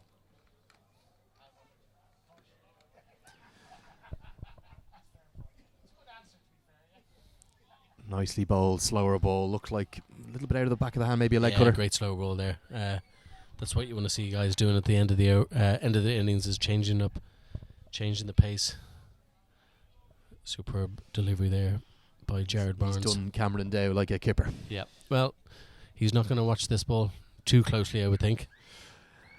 He's going to be swinging from the hip. He could look down to us in the commentary position here towards the pavilion. Let's see if he looks towards Cow. Slower ball again. Cut away. They don't run the first one very quickly. Hassett with the throw into the keeper. Pistorius picks it up, takes the bails off, given out. Very poor piece of running. They get the single. They may as well have gone back for two last ball of the innings. Yeah, it was nothing to lose by having a go. You know, they were hoping for a poor throw, but it was actually a good bit of fielding in from the boundary, and out by a couple of yards. Brings the total to 165, I think. Yeah, correct. Northern Knights all out 165. Munster Reds look to be delighted with that. Lots of celebrations. Super job by Cormac Hassett out on the deep point boundary with the fielding. We're going to bring up the card to have a little bit of a look at now. Just to run you through the Knights innings as the fielders come off here. Reds look like they're delighted with that first half. Yeah, I think par sort of score here is probably 180. 15 below par. But still, Munster aren't the most experienced team in the world. Only have one victory in this format. So, it'll still take some batting to actually chase this score.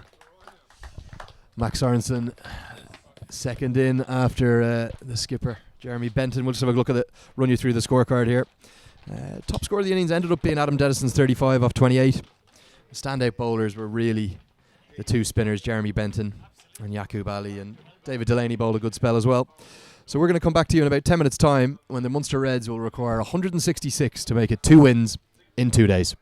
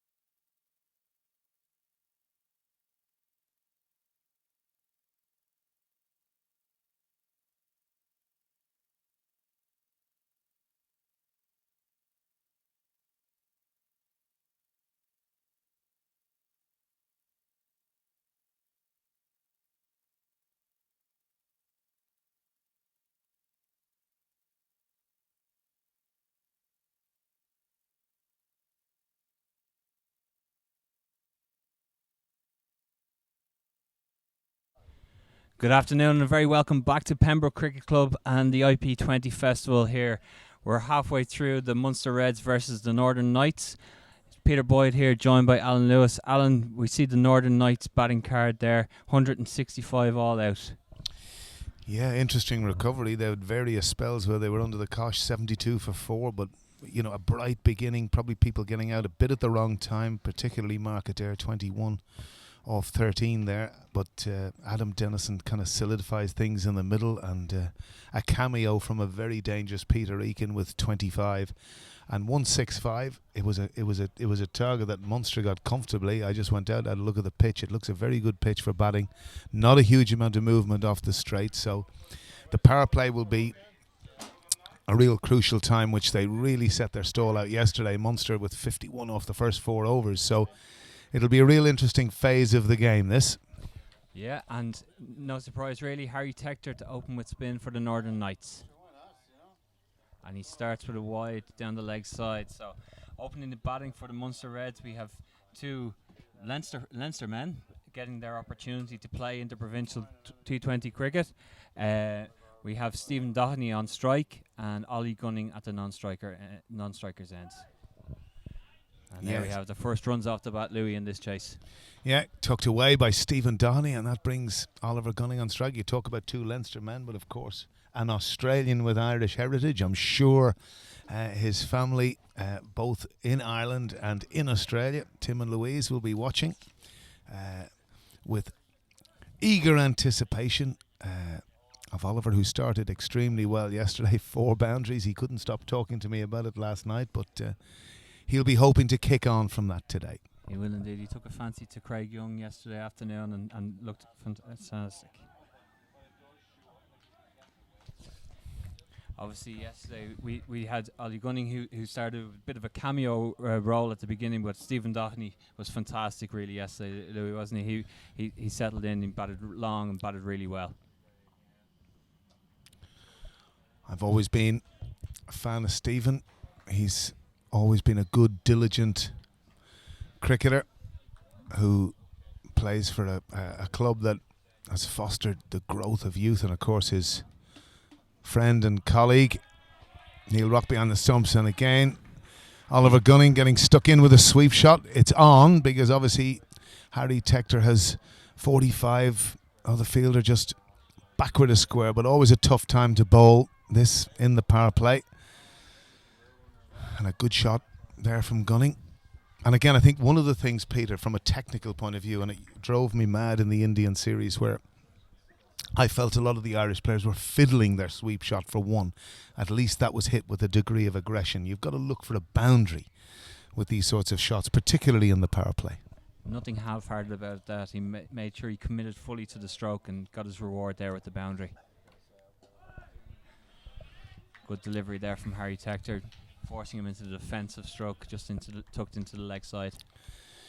Yeah, another interesting thing with Harry's bowling, of course, we've seen both of these players both play with each other every week, their club cricket, and that's the end of the over. Harry Tector will feel satisfied with that. It's funny, in terms of playing his own cricket, protecting that last delivery, not going for a boundary. So Munster on their way, 6 without loss after 1. So 6 without loss, getting the chase underway, but there's not just action on the field at the moment, Louis. There's action off the field, and we have a big competition running at the moment to win 2 tickets to Michael Bublé this evening, and I believe there's a way for people at home to get involved as well as being here on the ground. Yes, there certainly is. Social media is the way to do it, and it's hashtag BubléT20, the best and most invigorating tweet from anywhere in the world will win you 2 tickets for the Bublé concert tonight. I don't care whether you're in Marbella, Croatia, Afghanistan, or at the World Cup. You can send your aunt, your uncle, whoever you like. Obviously you would need to be in Dublin. So that is the prize. And the draw for the winning tickets will take place before the second match this afternoon, which starts at 4 o'clock. So make sure you get your tweets in before then. And the reminder again, Peter, is hashtag BubléT20. And Andrew Leonard will be waiting, the social media guru of the world will be waiting for the most entertaining speech. Me, of course, a fan of Bublé. I don't admit that to too many, but I'm admitting it to the world right now. So I might even nip in with a text of my own, or a tweet of my own, I should say. You can nip in with a tweet, Louis, but we can avoid the scene. Thanks very much. We'll get back to the cricket as Nigel Jones runs in to bowl to Stephen Doheney. Great over so far from Nigel. Three dot balls, vital in a power play situation. Dot balls are like gold dust, really, aren't they, Louis? They certainly are. I think I'd like to see Stephen Doheney showing a wee bit more energy. 2 outside the circle. You've got to make use of this particular power play and adapt your game accordingly. So it's a good start from Nigel Jones. And again, perhaps that was a shot that he could have played to the 2 previous deliveries. So, but he's away. Single tucked away on the leg side. So it was a kind of a yardstick in, you look at what you would like to be. I think that's one of the great messages in power play. And I think Munster would like to. They were obviously 50 off 4 overs. Just got off to a delightful start. But 50 off 6, 48 off 6, 8s would be the sort of area that you'd like to be at, and then you'd be, in a sense, up at the run rate and you're going. So it'll be very interesting to see where we go from here. Ollie Gunning there, well able to take on the attack. He's showing the intent there that perhaps Doheney didn't in the first few deliveries. Gets his reward over mid-on and gets a boundary. It's a great shot from Oliver Gunning. Straight, waited for it, hit it right under the eyes, mid-on in, and there's no better place to hit the ball if you're a batsman. Straight down the ground for 4. Fantastic shot from Gunning.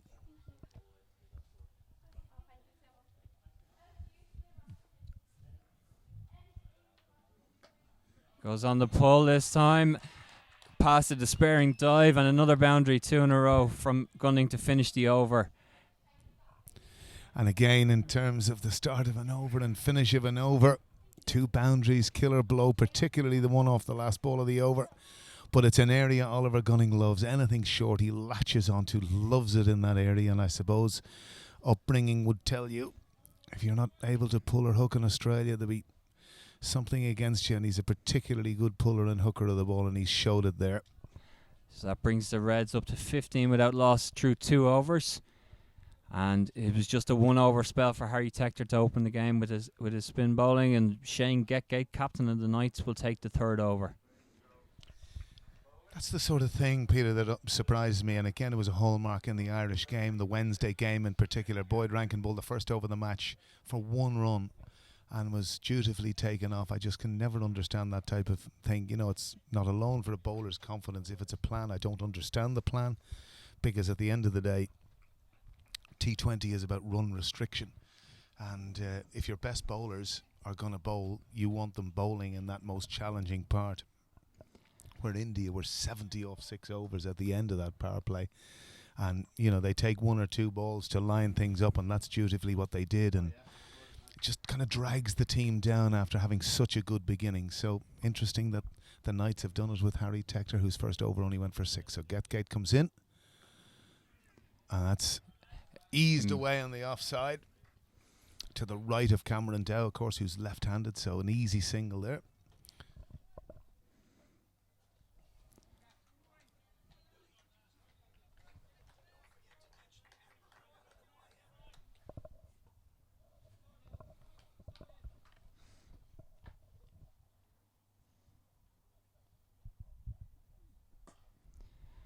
Good intent again there from Gunning.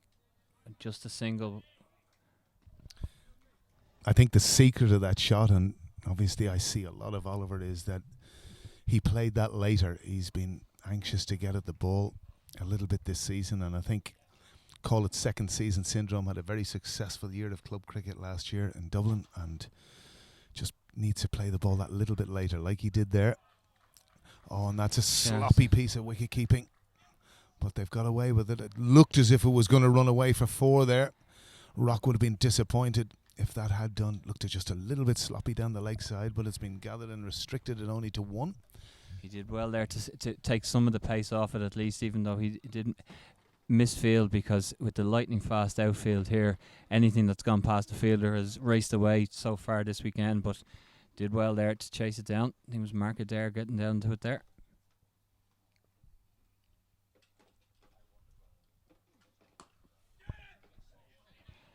That's good cricket again. Forceful call to the left of the fielder. Adam Dennison, a good fielder in that position, very quick. Interesting one. I would have played cricket with his father and his uncle, would you believe? His uncle Rob Dennison, of course, who played many years for Wolves. I don't know whether you remember that, Peter, in your vintage, but a smashing cricketer. Both of them, and Adam now playing, and top scored, of course, for the Knights here today. And would have played his club football with Glenavon, much to D Streak's chagrin here.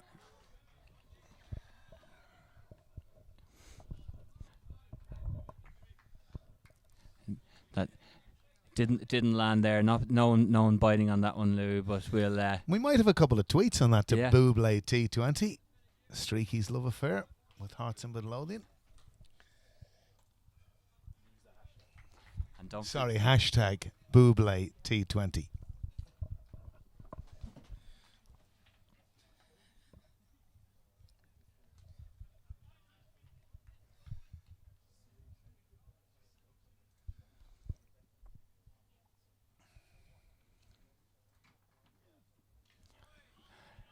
gets through there. Good delivery from Shane Getgate. Finished in the over. It's 20 without loss through 3. Good start from the Munster Reds. 20 off 3.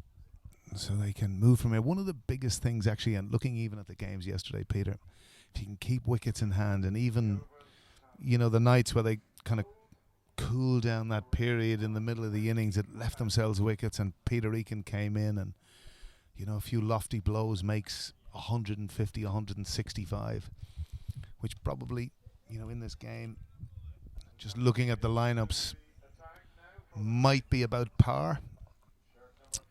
So probably from the spectator point of view, the individual point of view, if we can get an exciting finish here, of course, it makes our job a hell of a lot easier. It makes the excitement levels of where they're going to go, where fielders are going to be, who's going to bowl, all of these sorts of things. So Mark Adair coming on. And interestingly, he's brought third man and fine leg into the circle, and he's now bringing his point in. He's got long on, and he's got deep square as his two fielders out.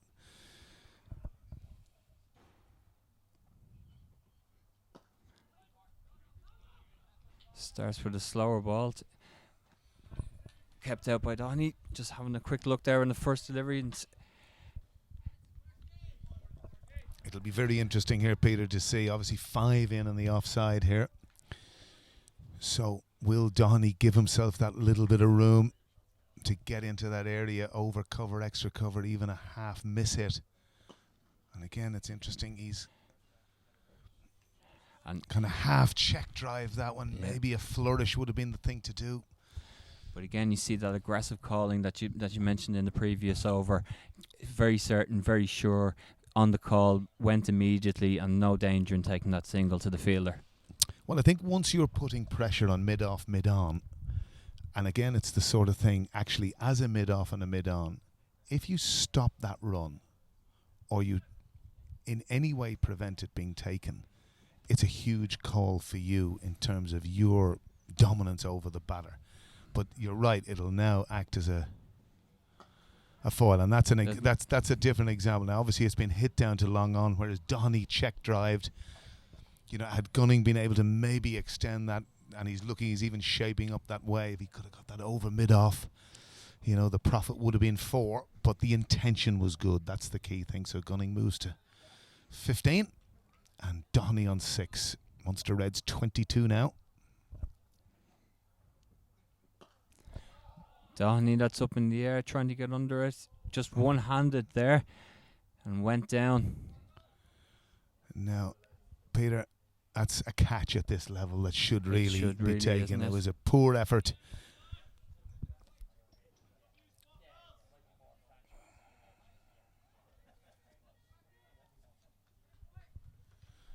Looked to be Getgate at mid-off there. And that's a catch that should have been taken. So it's a life for Doheny. Adair won't be best pleased. And again, How often do we see it? We've been talking about statistics and different things over this weekend, but I'm sure there's someone who has done that check after a chance goes down. Immediately, the next ball goes to the boundary. well, the one thing you're looking at here, Adair is bowling with long on, I understand, but I cannot understand. He's bowled 4 full balls, which is what he's looking to do, with square leg out, which is there basically for a bad ball, a waste of a fielder in my eyes. And again, with a split field 5-4, he could bring another fielder on the offside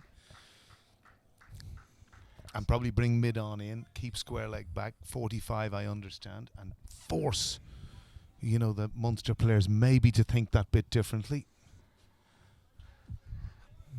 Interesting to see Conor Hoey passing us when the cry is for these wrist spinners, one of the better wrist spinners ever to have played cricket for Ireland. Of course, I played with him at the time, Conor Hoey, still playing both Trinity and Pembroke, and will be known to, I'm sure, to many of our viewers, and his son Gavin playing representative cricket for Ireland and, of course, for his club here down in Pembroke.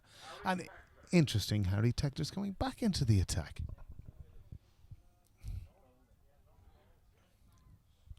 Well, it's great, as you mentioned, everyone being able to watch at home. It is something that we're able to bring to you thanks to Cairn Homes, who are providing us with the sponsorship and allowing us to be able to bring this live stream to you on Cricket Leinster TV. So it's always important to acknowledge the role that sponsors play in everything that we do, but it is great to have this festival on. Everyone has been so positive about it, from players to administrators to fans, to be able to have this festival going on over this weekend. That's good cricket from Stephen Doheny.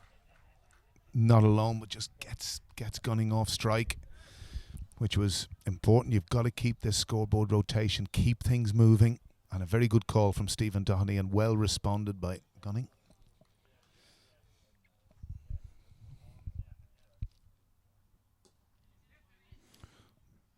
That's it again. Well recovered by Dennison.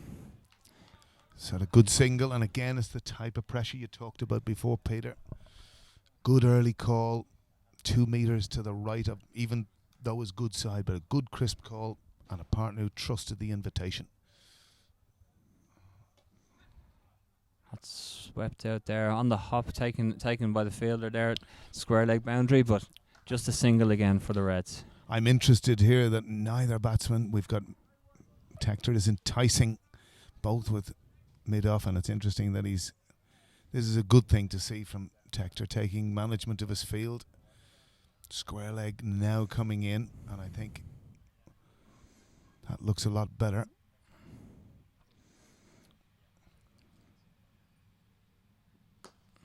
That's a very good shot.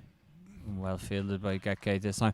It's interesting you say about Tector taking control of his field. Obviously, he's going to captain the Ireland Wolves squad this week. There are some more experienced players in that squad, but important for him to step up and add another dimension to his cricket as well, and leading that team. Well, he's led all his life, Harry. He's a leader by nature, loves it, won't bat an eyelid, I'm sure. And obviously, as you say, there's some experienced players there who are probably kind of going, what's going on? But he's got a great personality, and that was a much better shot. The invitation there from Gunning, and again the last ball of the over wasn't a bad ball from Harry Tector, but Gunning doing exactly the right thing, looking to go in exactly the right area, and he's executed it extremely well. Moves to 21 and the Reds to 36 after 5.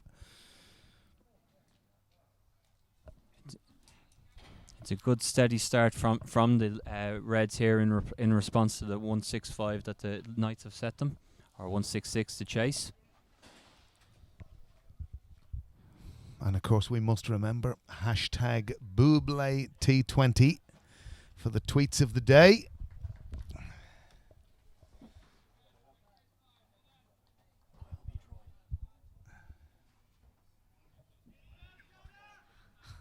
That's extraordinary. I see I will be drawing the winner of the Buble tickets, and whoever it is, will be great pleasure to hand them over.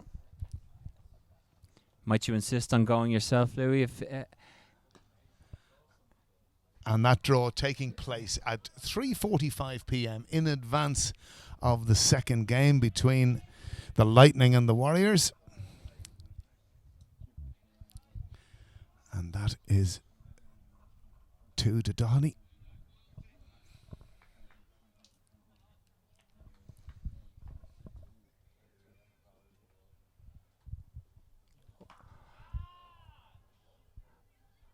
Well, that one's got away from Nigel Jones there. Full toss over waist high. And it, obviously over waist high was a no ball, but delivered to the boundary from Dohney. Got a hold of it almost baseball style there, and he'll now have the advantage also of a free hit with this delivery.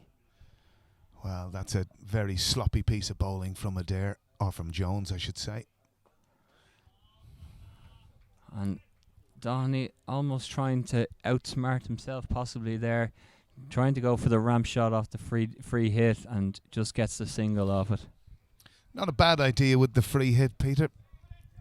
45 inside the circle. A lot of area down here towards us at the pavilion, but a good piece of bowling, backup bowling from Jones, getting it right up in the block hole.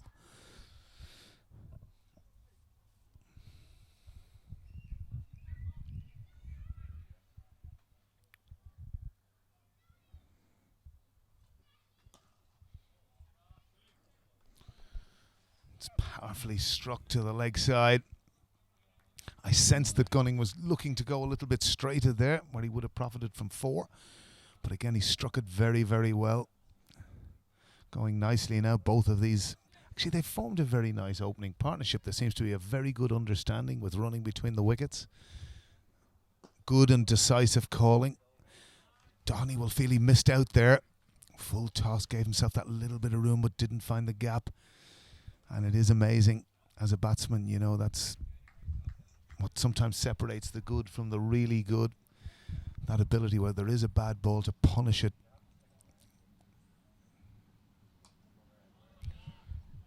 Once again, quick first. Will they come back for the second? No. Decide just to settle for 1. But as you said, good partnership, good calling, and taking the partnership up to 45 without loss. Well, we talked, Peter, there about what the type of target in the power play would likely to be, and I think anything around the 48-50 mark is very good.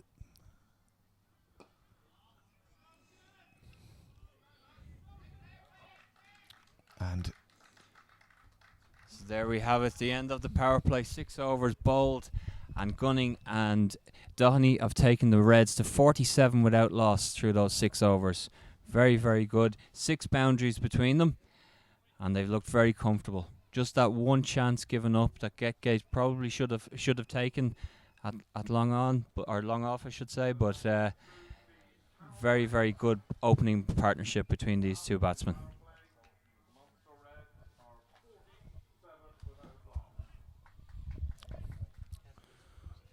again, the interesting part of this exercise, which of course is this T20 festival, which is hosting all the games, it probably suits Munster that a little bit more. All, you know, no doubt, obviously players have to travel, but there's many Leinster players have to travel down to Cork to play. You're travelling on the day. So, you know, in terms of getting the best out of themselves, this particular competition will suit them. And I'm sure if they certainly win 2, if not 3 of these games here, it'll set their own ambitions that wee bit higher as Ireland look to expand, you know, this next level for themselves. And it's quite interesting in this Future Tours programme, 64 T20s in the next cycle, which is an extraordinary amount. In actual fact, and people talk about test status, test cricket, we played 3 test matches in that period. So if you're a player, you really need to be looking at the white ball game as an area that you need to expand yourself and build competition. Very much so, and there's only 2 other countries who are playing more T20s than us in that Future Tours programme, so it really is an opportunity for the younger guys and the guys coming through now to lay a marker down. And Good running there to come back for the second. And the good thing that we've seen with Graham Ford since he's come in as coach is he watches an awful lot of cricket. He's everywhere. He's always there, just beside the side screen, taking it in and having a watch of club cricket as well. I've seen him taking in some club matches around the country as well. So he is aware of what players are doing around the country at all stages.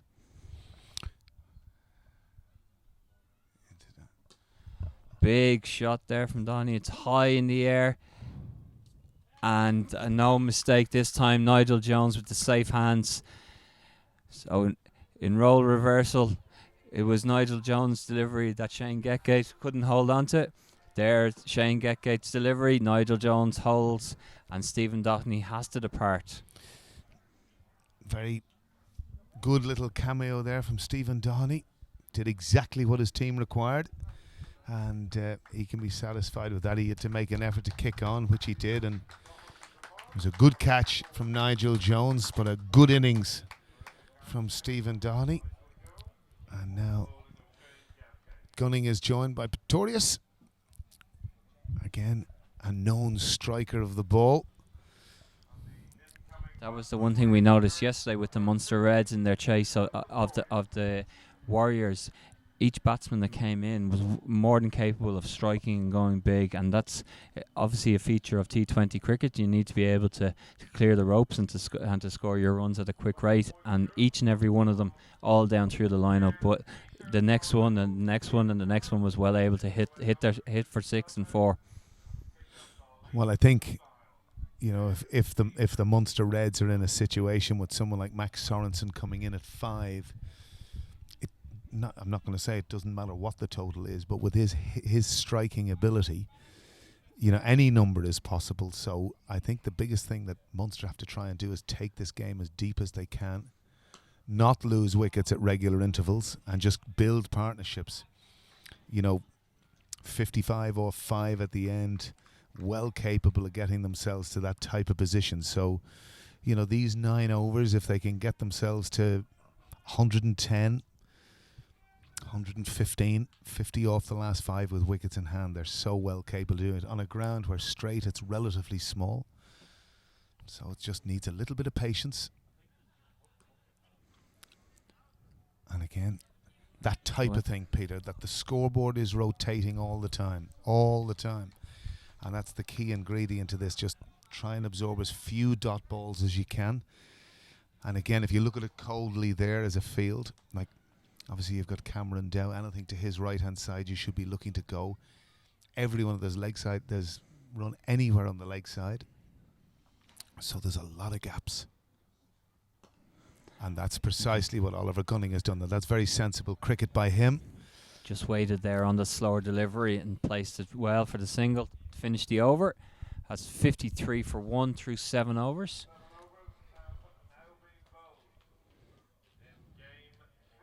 And it's something we noticed as well, the difference between the Irish side and the Indian side as well in those T20s was not only was the power hitting and the classic shots they were hitting for boundaries, but also the relative few dot balls that the Indians allowed. They did rotate the strike and they made sure that they weren't eating up deliveries and wasting those deliveries for dot balls.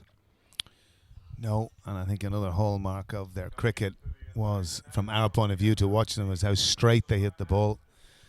The propensity for our players to go across the ball compared to their players who went straight was the key thing. And it was quite interesting watching England play Kuldeep last night, where they played from the crease and back and just waited for him because he bowls actually quite slowly. And in the space of, you know, a day or a night or 2 nights analysis, how much better they played him last night in having not faced him before. So that's the nature of cricket. You've got to learn quickly, and it's now Jacob Mulder into the attack.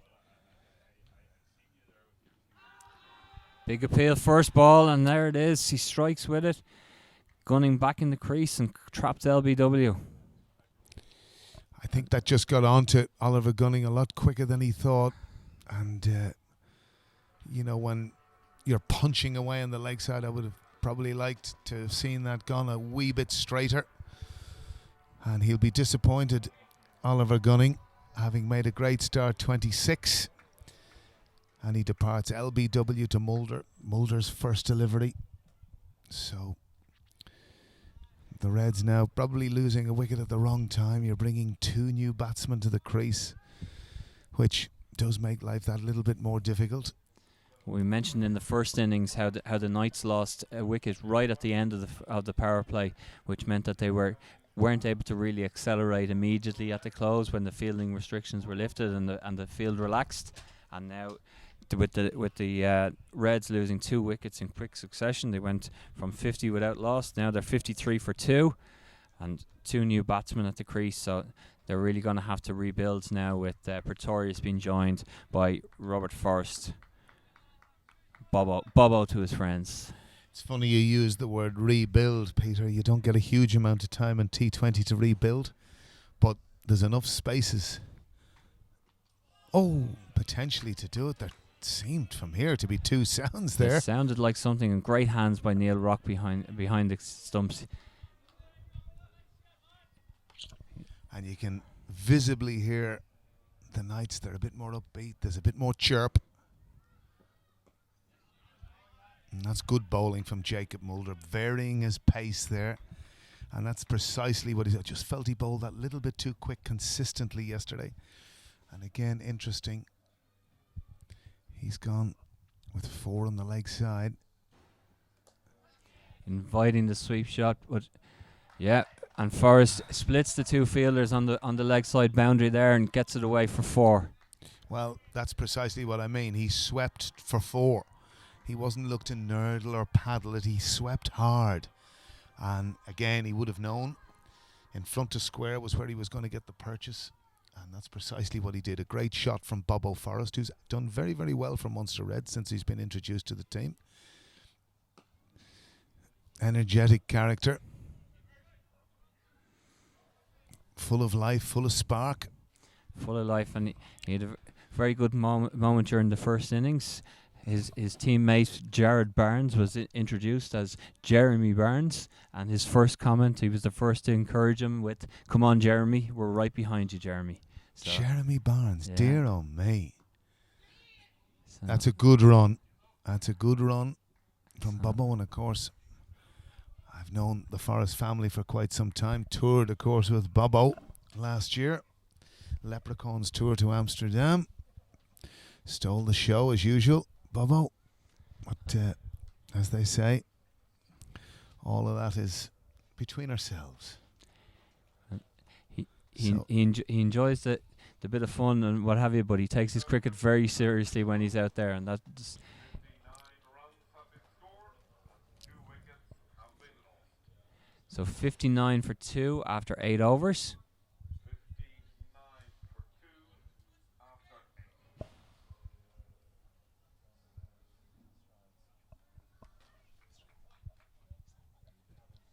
Back into the attack. Knights, it's shirt 15. Mark Adair. So Mark Adair switching ends, the ball from the Wilfield Road end this time. Another more good calling, immediate on the go, and they get a quick single. Bobo Forrest must have had eyes in the back of his head there. Dawdled through for 1, which wouldn't be a characteristic in T20 cricket. Mark Adair was certainly anxious that 2 could have been gained, but it wasn't, as Munster advanced to 60. First ball into the 9th over now, Mark Adair. So a real interesting passage of play now, Peter. Anything up to the 15th over, if Munster Reds can be anything around 110 at that period, it's going to be a real exciting finish here.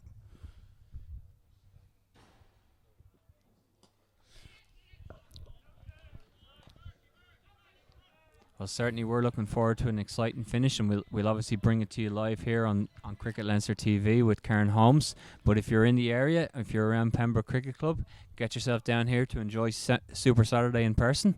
Plenty of entertainment for the kids. The Kids Zone Cricket Blitz is going on. There's bouncing castles, ice cream vans, the barbecue is on, and of course the TV is on to watch this match, and also the World Cup if anyone is interested in taking in that game as well. So lots to do and see here at Pembroke Cricket Club. So Well, will be very interesting. And of course, we've got the hashtag, our social media inducement, hashtag Buble T20. Get your tweets in, and the best tweet of the day has a chance to win 2 tickets to Michael Bublé tonight, and the draw will be at 3:45 in advance of the Lightning Warriors game. And that's a good shot from Forrest, who clips away on the leg side for 2 to a heavily protected area on the leg side, Peter. Yeah. 45 deep square, mid wicket, no one saving one. And that was an interesting area yesterday that the Lightning exploited brilliantly by just getting enough weight in the ball. They got about 3 or 4 easy 2s in the end, and it's quite interesting. It seems to me the Knights haven't learnt their lesson too well, apart from they need to be about 5 in off the boundary. It's a long hit out there. And it's important to know if you're not going to be able to hit it for that boundary or over the top for the 6. That's short. Just drop short of Cameron Dow there from Forrest and just get the single. As I was saying, if just to take that little bit of pace off, so it's not hit so hard that you can only take the 1. If you just take that extra bit of pace off, and you can run the 2 then comfortably. It's a skill in itself, and it's something I love to see in the game. It shows a real bit of cricketing intelligence. Of course, Michael Bevan from Australia, probably the first real big introducer of it. And that's a good shot down the ground from Pretorius. Seems to be warming to the task, and this is good cricket from the Reds. And now 66 for 2 through 9 overs.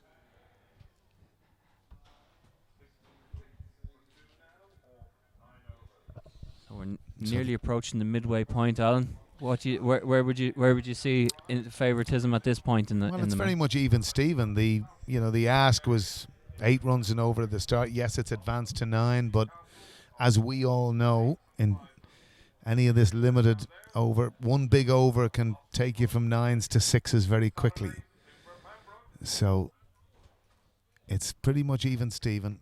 And I think if the Reds can tickle along here at 7s or 8s without too much fuss for the next 4 overs, and then the tendency is you're probably picking over, and one of the areas you might pick is whoever's bowling at the end closest to us here, Peter, the shorter boundary straight, the shorter boundary into us in the pavilion. So it's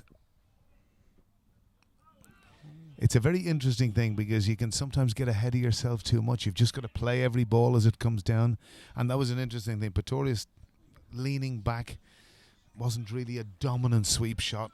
There was nothing to that. It was not really convincing. So good from Mulder.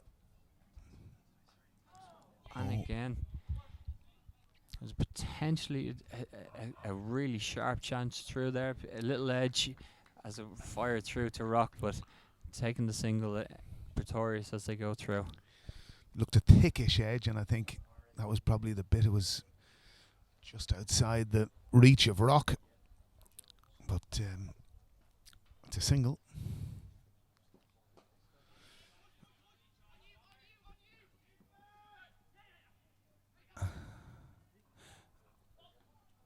That's good cricket from Bobo Forrest. Once again, I think he had the eyes in the back of his head working there, because the danger end, they were throwing to the bowler's end, but they did fire up to the keeper then. And if he'd been dawdling any more, he may have been in a little bit of trouble. Well, of course, at this level, fitness, one of the great characteristics. So it'll be important that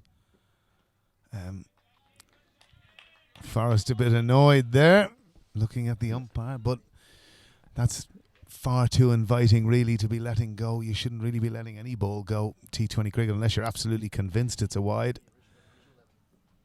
And that's up in the air from Forrest. Mulder getting under it himself and holds on to the catch.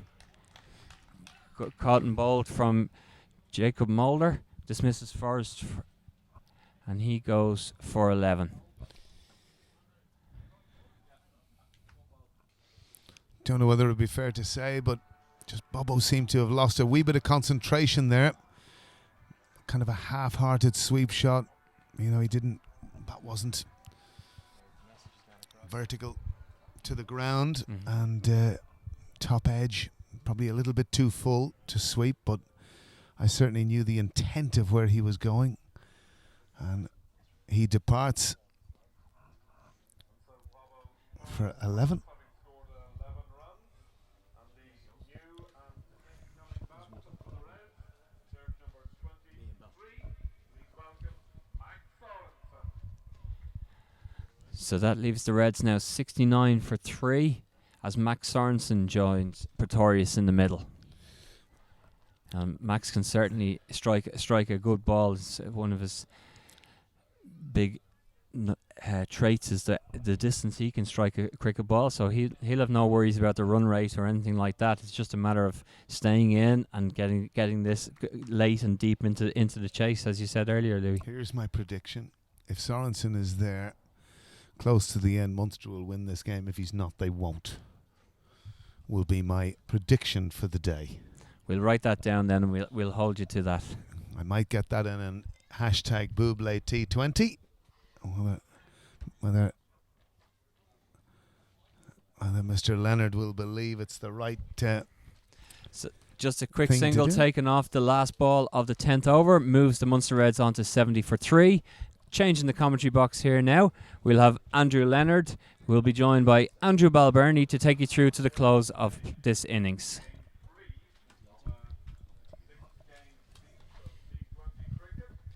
Thank you, Peter. Thank you, Louis. Your enthusiasm for the hashtag Buble T20 competition was unparalleled. Might have a slightly more subdued reaction from the man next to me, although he does have a big grin on his face after a wonderful innings yesterday. A. Leonard is now being joined by A. Balbirnie. Andy, how are you? Good, thanks. A. Leonard. I'm in the raffle for the Buble tickets, so You've I'll be already got listening in. with great anticipation at 2 o'clock. Who will be going to that? Will you be looking to end game too early to get in yourself? Never know. I'm in the draw. That's all that counts. And we're going to have that draw live at 3:45 p.m. as Shane Getgate comes in to bowl, and he's bowled him. Strikes right away, straight into our commentary spell. Absolute beauty that looked like. Might have ducked away a little bit off the pitch. Yeah, top of off stump. Looks like there's only one bail dislodged. Always a good delivery, top of off stump. That's what the bowling coaches drill into their bowlers. First ball back from Geke, and he gets a dangerous Pretorius at a key time, 70 for 4. So the Munster Reds lose their 4th wicket.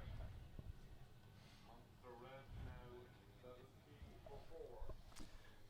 Shane Geke, no matter what the format, 3-day cricket, 1-day cricket, T20 cricket, has that knack, and for a bowler to have that knack of taking wickets, no matter how you take them, it's so vital, particularly in this format where wickets are so precious. They put the run rate up, they put pressure on the new batters coming in. David Delaney coming in, left hand, right hand combination, good batter. David Delaney could easily turn himself into an all rounder as he progresses in his career. Technology is just wonderful, Andy. We're sending this stream right around the world with viewers from over 45 countries yesterday, probably a few more. I've just had a WhatsApp from Kevin O'Brien who said it didn't duck away, it was dead straight as he tried to run it down to third man. So that's bowled the top of off. Yeah, well, you called it, I didn't call it, so A little bit I didn't difficult from wanna this angle, in mistake you. fairness. But good to hear from Kevy, who's out in Canada. Wish you all the best. We'll miss you here, but hopefully get another win for you. And he's at a super start to his global T20 campaign there, playing with some very fine players. Shahid Afridi is his captain in Toronto, and that's the world we live in now. These T20 leagues are popping up all over the place. Is it something you'd like to do at some point in your career? Absolutely. I mean, if there's a gap in the schedule, I still think I've got areas to work on in my T20 game, but you never want to say no to playing with world-class players around the world. Fortunately got to play at that ground in Toronto with the under-19s, and it's a lovely place to play. Good wicket as well, but down the line things like that would be great, but at the moment I just want to keep scoring runs in this format here and then see where we go. Yeah, and obviously you did that brilliantly yesterday as Getgate comes in from the Sandymount end. Delaney plays it back. Talk to us a little bit about that partnership yesterday. Simi Singh's a guy you enjoy batting with. The two of you seem to really complement each other with your styles. Yeah, he's a good guy. I've got along with him great in the last year or two. He's a superb cricketer, and Geke's just rushed us all there and come off the short run up. It's okay, clipped into the leg side. They're going to push for 2, but a good piece of fielding in the deep.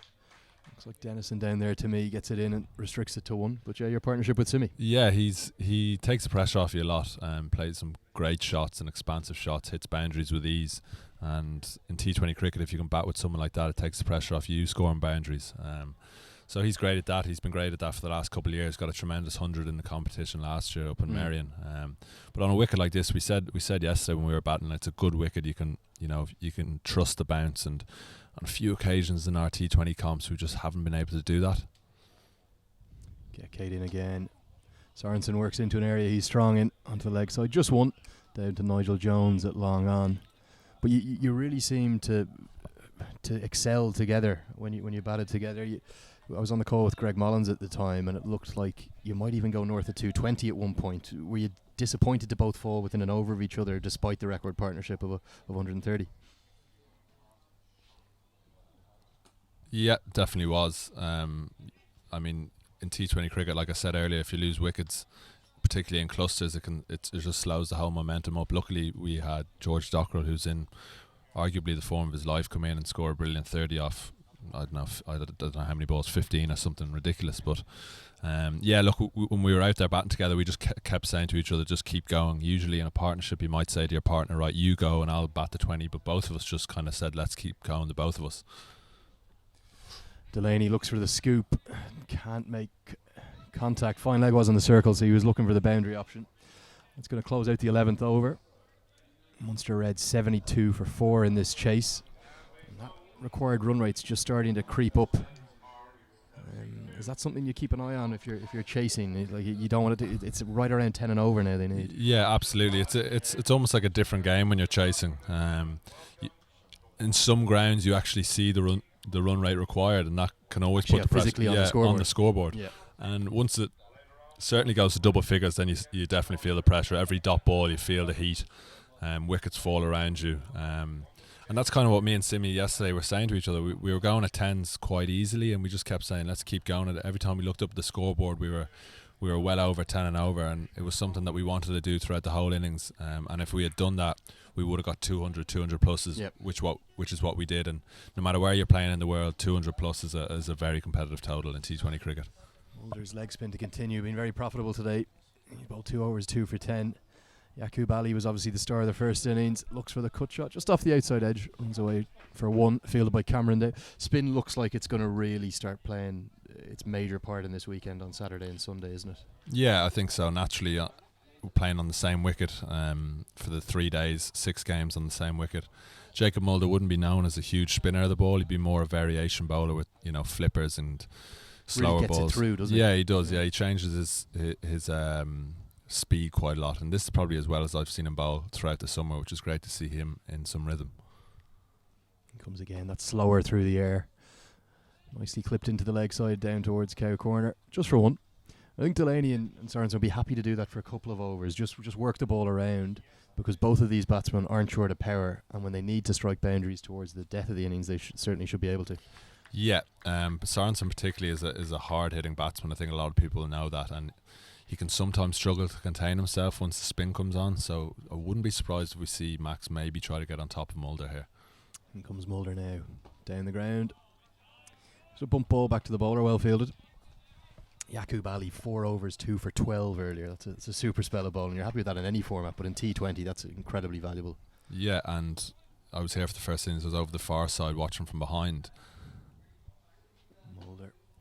And as I was watching, it wasn't a huge amount of turn, but it was just this variation of pace which was doing the trick, and that's all you really need. And it's probably something in the Irish team we're sort of crying out for as a leg spinner, because you see in all T20 formats around the world, if you have a good leg spinner with variation, it creates a lot of doubt. You can spin it past both edges.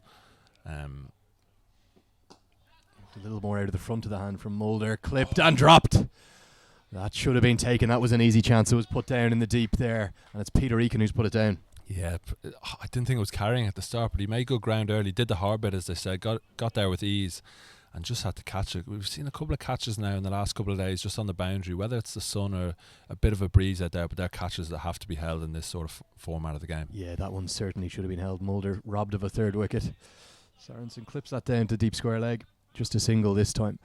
I think you're probably right. Delaney seemed to time it so well. The fielder might have thought it was coming to him on one bounce, but then it carried the whole way to him, and he's put down the catch because of that. Yeah, it looks like an area Delaney's trying to hit his mid-wicket there, whether he wants to clip it in for 2 but like you said, he probably timed it a lot better than he wanted to, and I'd say his heart was certainly in his mouth there when he saw Eakin running in, but fortunately for Delaney and the Reds, he put it down, and the Reds are 77 for 4 now with 8 overs remaining. And yeah, with that, we'll just bring up a quick look at the Munster Reds batting card. As you can see on screen there in front of you now. Stephen Doherty 24 off 22, Gunning 26 off 21. Both those openers will be disappointed not to have kicked on, won't they? Yeah, and they both played well yesterday. Both played positively, and I mentioned it in commentary yesterday. As the first 6 is probably the best and easiest time to bat. You've got a new hard ball, and you've got 2 fielders out of the ring. So both days now, Doherty and Gunning have made use of that. But like you said, both got to 20 quite easily, and both got out within quick succession. And for the Reds to have a chance of chasing this, is it really going to have to be Sorensen and Delaney to do the damage with the bat here? Do you think? Yeah, it looks as if there's quite a long tail there for the Reds. That's no disrespect to those lads as batters, but I just think these are the last sort of recognised batsmen. And Peter Eakin coming in for his first bowl of the tournament, first bowl of the weekend, should I say, might look to target him. He'll be bowling a couple of looseners, maybe first up, and his tail's going to be up after a super innings down the order. It looked like the Knights might be restricted to 130 or 140 at one point, but Peter Eakin came in and got 25 in quick time, and he's got the ball in hand now, so he's going to look to complete his all-round role. And he's going to, if you face much of Peter Eakin, what does he do with the ball? Does he change it up? yeah, he's quite a strange action. He's quite an angled action that looks to angle the ball into you. Not with much pace, to be honest. I'm actually quite surprised Rock isn't up to the stumps. Bowls some slower balls, but there's nothing really to be feared of. No pace at all, and I think if it's up in Sorensen's area, we could well see him go down the ground, which is a shot he plays brilliantly. In comes Eakin again now to Sorensen. Work to point. Oh, direct hit could have been close. Direct hit could have been close. Well backed up by Nigel Jones. Rush through for single. Super fielder Greg Thompson at point, isn't he? One of the best in the business. Yeah, he's a good fielder. Moves well. He's a hockey player, I think, in the winter, so he's got good feet, and he's got a good throw, and a direct hit there is gone. There's no doubt about it. Sorensen has cut it straight to him, and he was stranded, but he had another single to the Reds, and Delaney weighing up his options here, where his boundary options are. Fine leg up, third man up. And they're going to need the boundaries to start coming, because it's nearly 11 and a half and over required now. Delaney on strike. Good slower ball variation into the pads, and they don't run through for one.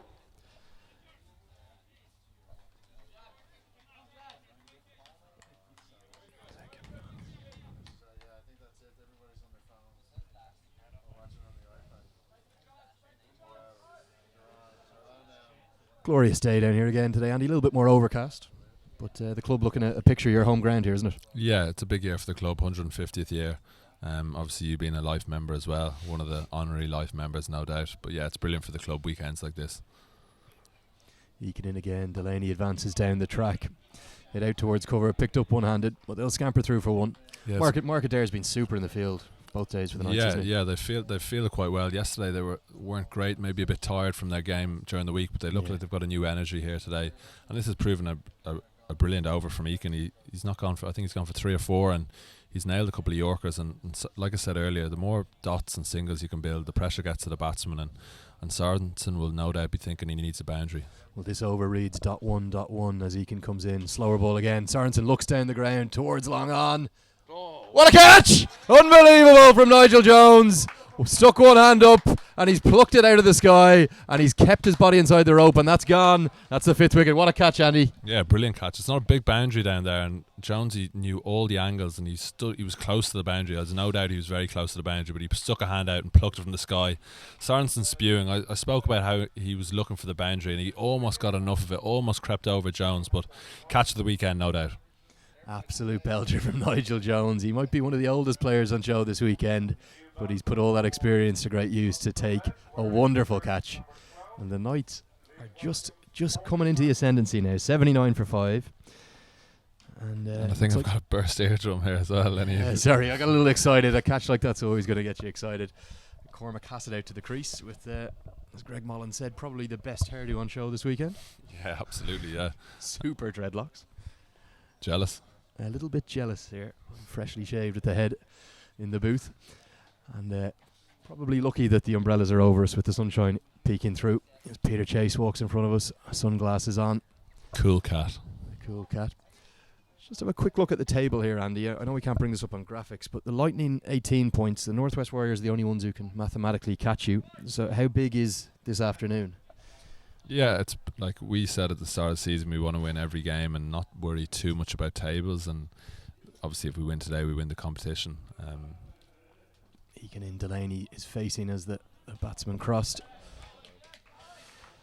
Just 2 runs off that over. Super bowling from Peter Egan. Yeah, his first over of the competition of the weekend again. Sorry, and he looks as if he's been bowling all weekend. Brilliant use of the slower ball. Got the key wicket of Sorensen with an exceptional catch that we spoke about. But he may only bowl 1 or 2 overs, and that's all the skipper wants from him is to bowl 2 overs for 10 or 15. He's done his job there brilliantly, and to go with the cameo with the bat, he's having a good day.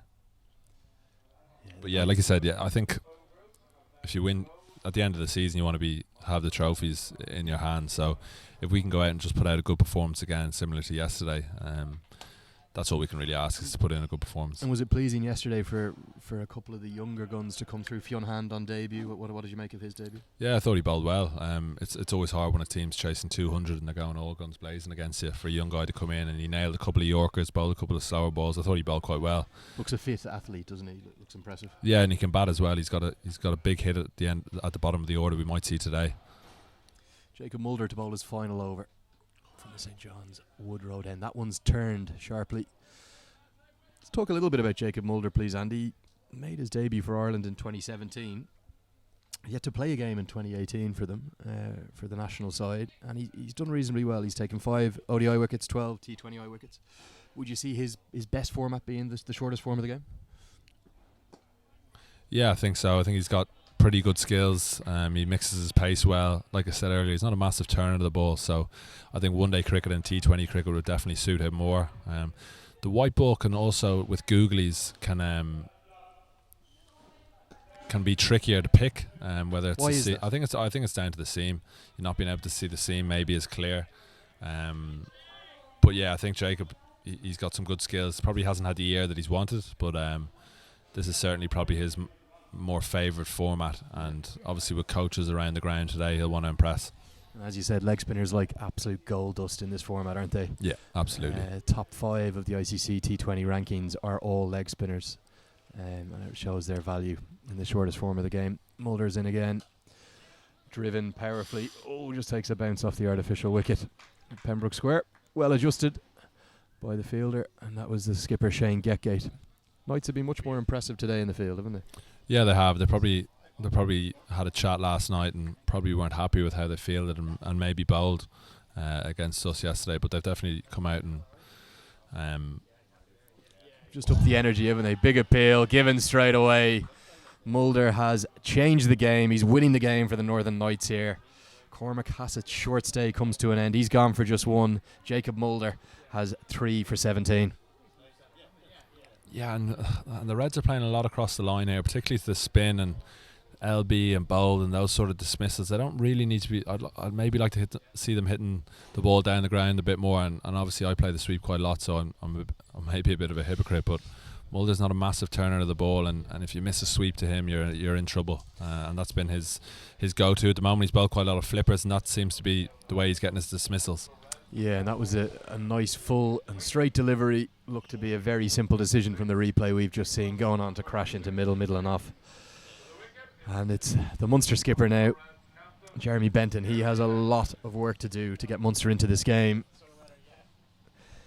Yeah, both Munster games we've seen over the last couple of days have been interesting because they've started well with the ball yesterday against the Warriors and didn't maybe go as well as they liked in the middle, but then finished well.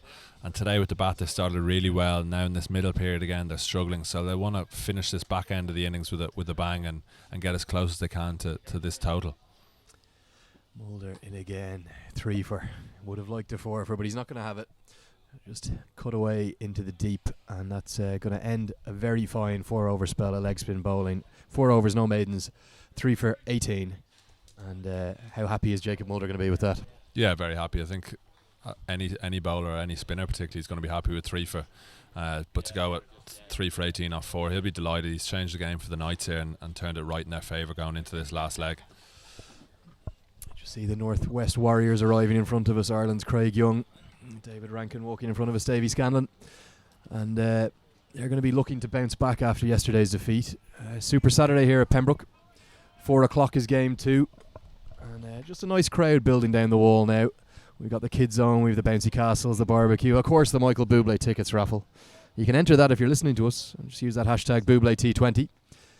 But if you're in Dublin, get down to Pembroke Cricket Club today. All brought to you thanks to the support of Cairn Homes. Eakin again, clipped out to deep cow. Fine throw coming in from the boundary, but they run through for 2, Andy. Yeah, that's the biggest side of the boundary here in Pembroke, always has been. So if you push hard, you can easily get 2. It looks like the boundary fielders are right on the road. Potentially could be a few more yards up, but I don't think the Knights would be too disappointed with 2s at this stage of the game, as long as they're not going for boundaries. And Eakin's bowling a good length there. He's hitting his Yorkers quite well and seems to be quite hard to get away out there. Yeah, the run rate required is now approaching 14, so they need to be hitting boundaries. Hit into the deep by Benton. Nigel Jones. Is it an absolute given you put your best fielder at long on in 2020 cricket? Is that why Nigel Jones is down there? Yeah, I mentioned it yesterday in commentary. A lot of your best fielders in T20 cricket need to be on the boundaries because obviously batters are looking to hit boundaries, and particularly in this sort of a game where the Reds are chasing the game.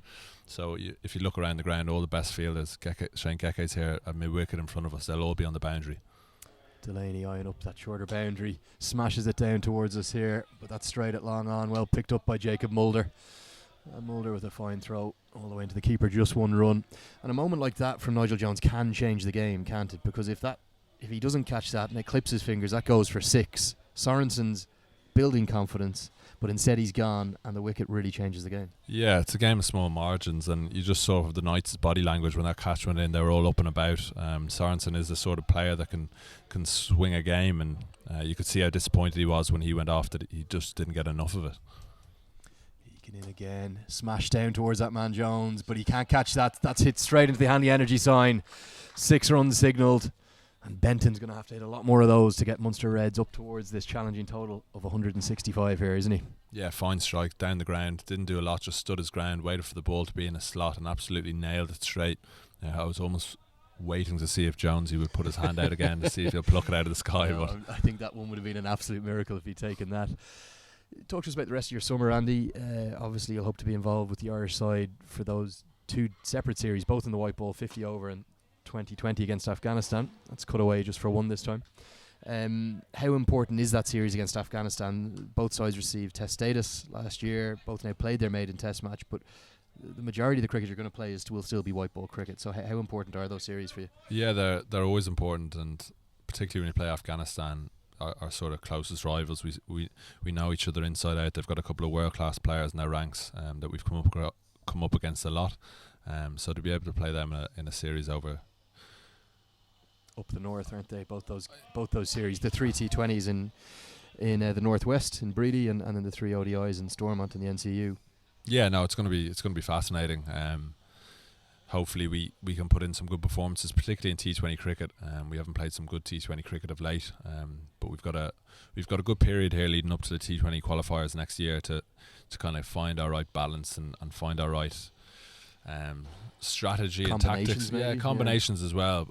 So I think Graham Ford is open to kind of try things, and that's great. And would you say if somebody shines this weekend, they could find themselves a little bit like Tyrone Kane was parachuted into the Test squad? Could a Stephen Doheny or someone maybe find himself parachuted into the T20I squad? Yeah, and I mentioned it with Peter yesterday, is that Graham Ford's come in and he's just kind of had that approach. If you perform well, he doesn't know a lot of us from the guy down the road, so he comes in with a fresh look at it and he goes, right, I'm going to watch all these Interpro cricket matches, and if I like the look of someone, I'm going to give him a chance. And for young guys, do you like that as a player? Yeah, absolutely. I think. Or does that put you on your toes as an incumbent international?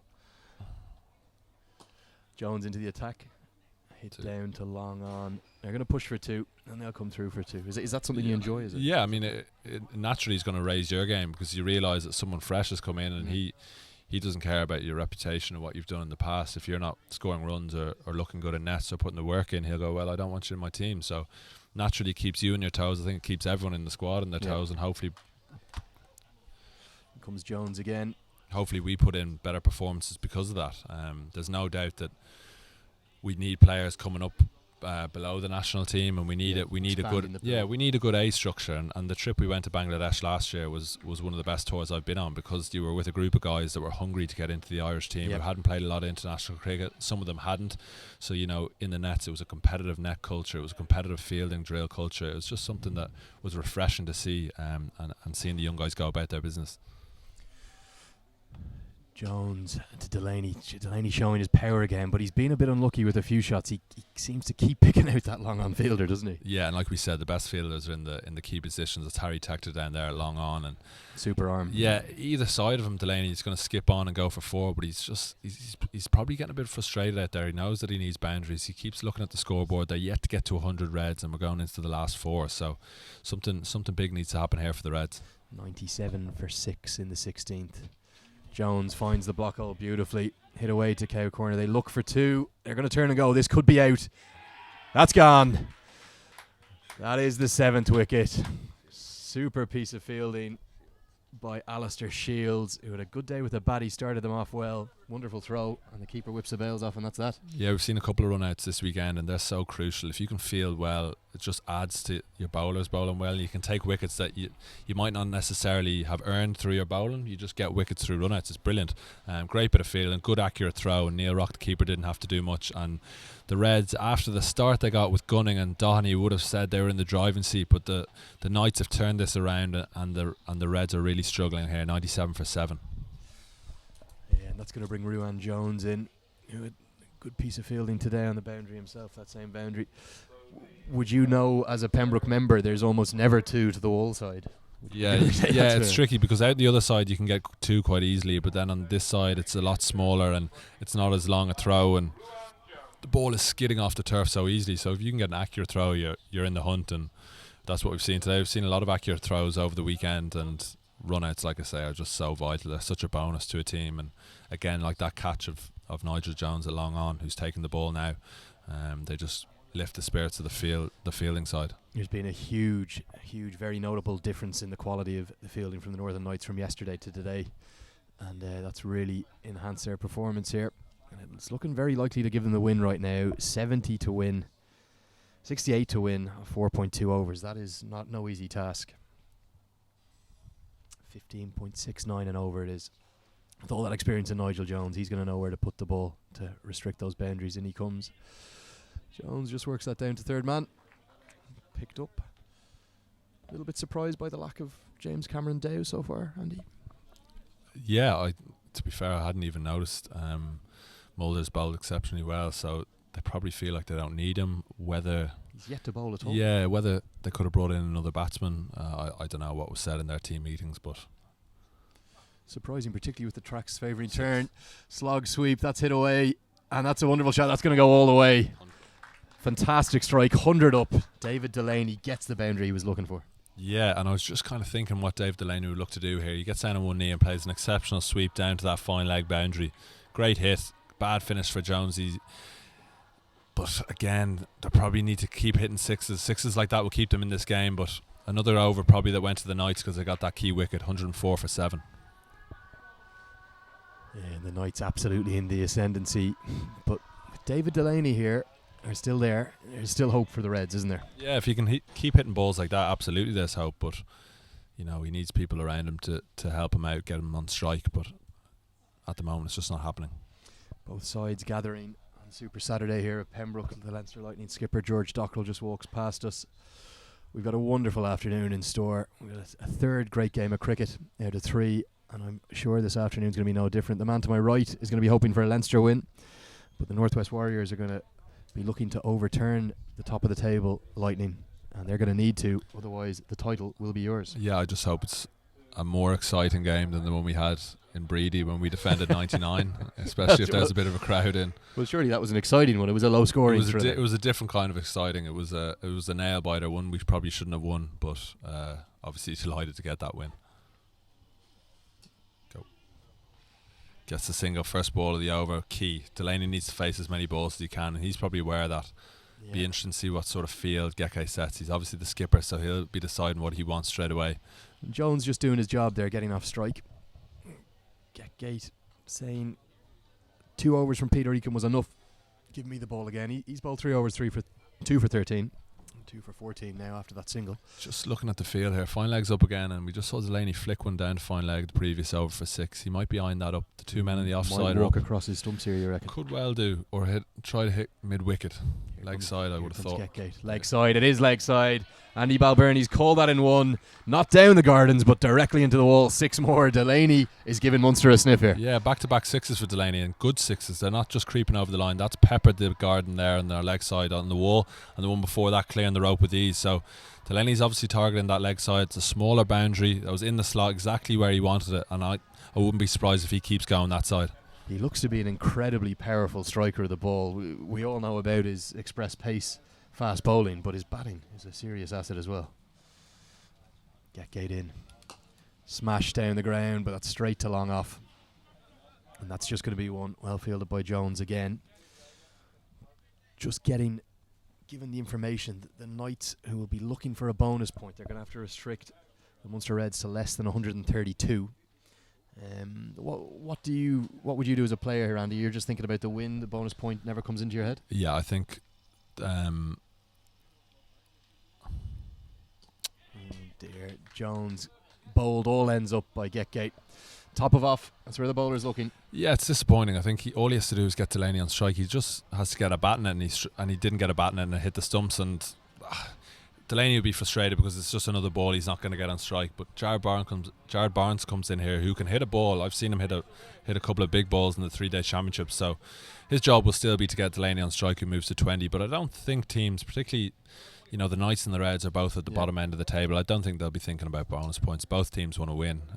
They'll be going for the win, no doubt. If they're going for the bonus point, I'd be very surprised. Yep.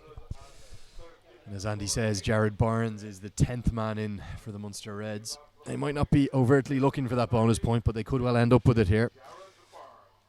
Munster Reds are going to need 19 more to not give the Knights the bonus point. And it's 53 to win off 3.2. It's real miracle stuff needed down here at Sydney Parade. But if Delaney can get onto strike, shorter boundary on one side, he's going to fancy his chances of continuing to hit 6s. Barnes is also a striker of the ball, you're saying? Yeah, he is a striker of the ball. He's batted maybe 9 or 10 for us in the championship, but he's come in and played shots with ease. Fairly effortless batter, makes it look quite easy. Big long levers he looks like he has. Yeah, but he'll not only need to hit boundaries here, he'll have to get Delaney on strike, particularly from ball 1. Just get a bat in it. The guys are fairly deep in the ring. Jones just chatting to Geke here, probably telling him that get those men in the ring tight.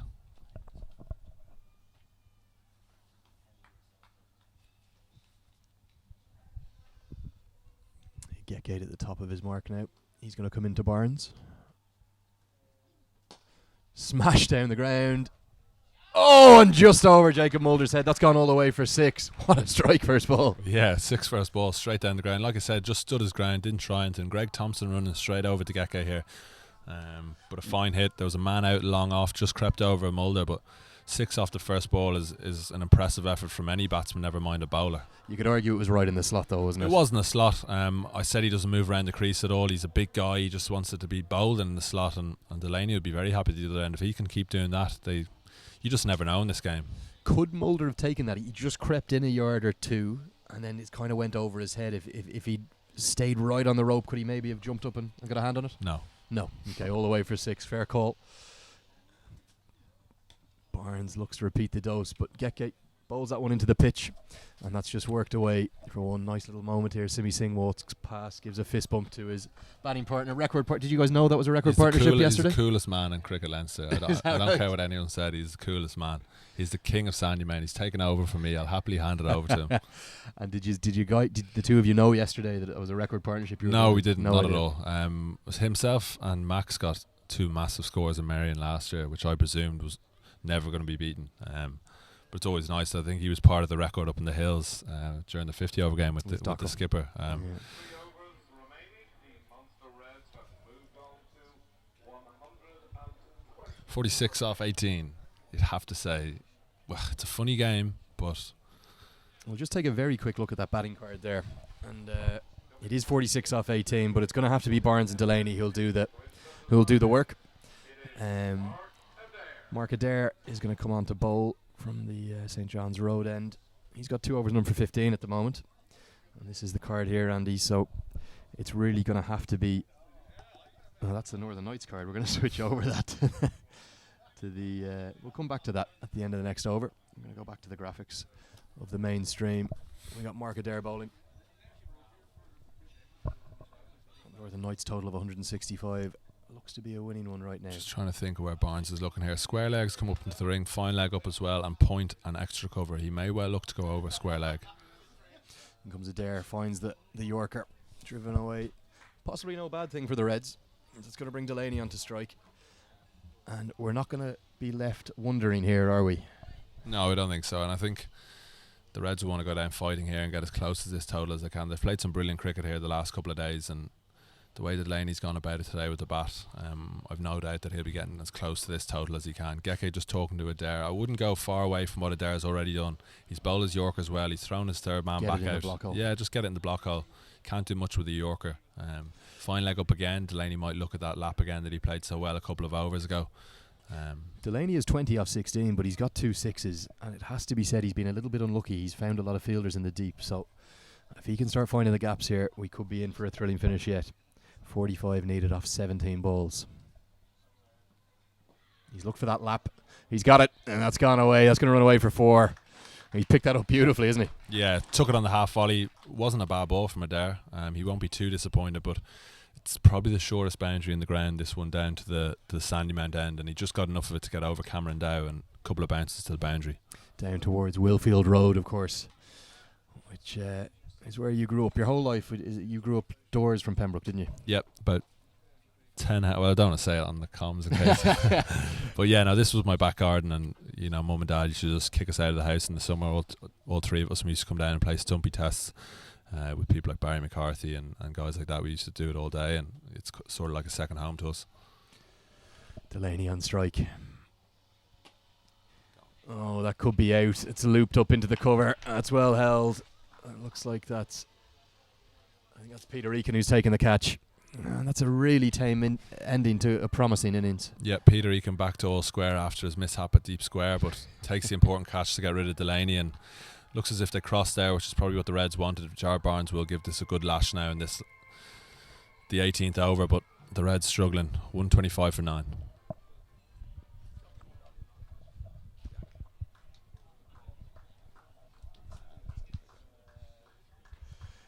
And the number 11 for the Munster Reds walks into the crease. I've just been told he's got the biggest hands in Irish cricket. That's probably why he's such a good spin bowler. Number 11 into the crease. That's probably why you have small hands. Yes, correct. Short, fat, small fingers to bowl substandard leg spin here. Thanks for that, Andy. Just 15 balls left. Is this a little bit of a symptom of T20 cricket? You tend to be trying to go for it and you end up getting bowled out, coming up short. Yeah, but I think you have to go for it, and I think Dave Delaney's played a little decent knock there. He's tried to go for the score, and you know, you can always say let's just bat the 20 and see where you are, but I'd rather a team go out and try to be positive and aggressive and try to get that total, and I think that's the way Jar Barnes will go here. He'll still look to get as close to 165, 166 as he can. It'll be interesting to see if he can press his case to get up the order here. He's already struck one beautiful 6 the first ball he faced. Gonna face it there. And he's carved that away through the offside. One bounce out to the deep cover. Covering fielder there. And that's just a single. That's going to bring the Yak on strike. Have you seen much of Yak bat? I haven't. Wouldn't be his first trait, would it? Yeah, Albie's nodding his head, so that would suggest that he's not much of a batter, but we'll wait until we give him the disservice. He's got some time to bat here. He probably doesn't have this much time to bat usually in T20 cricket, but he's got a couple of overs here and his job can only be to get Jar Barnes on strike. We've seen the hitting that he can produce here. So if you can just get a bat in it and Barnes, you get down the other end. 2 balls to go in the over, so he might be looking for the single, as you say. Playing a miss, didn't know a huge amount about that. Just bowled outside the off stump through to the keeper. Just getting his eye in. Perhaps.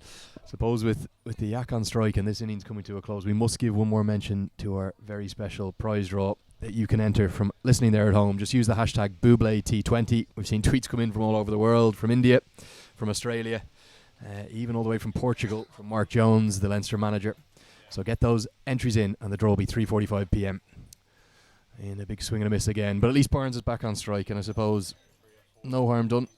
Yeah, with the short straight boundary, there's no doubt Jar Barnes will be targeting that end of the ground.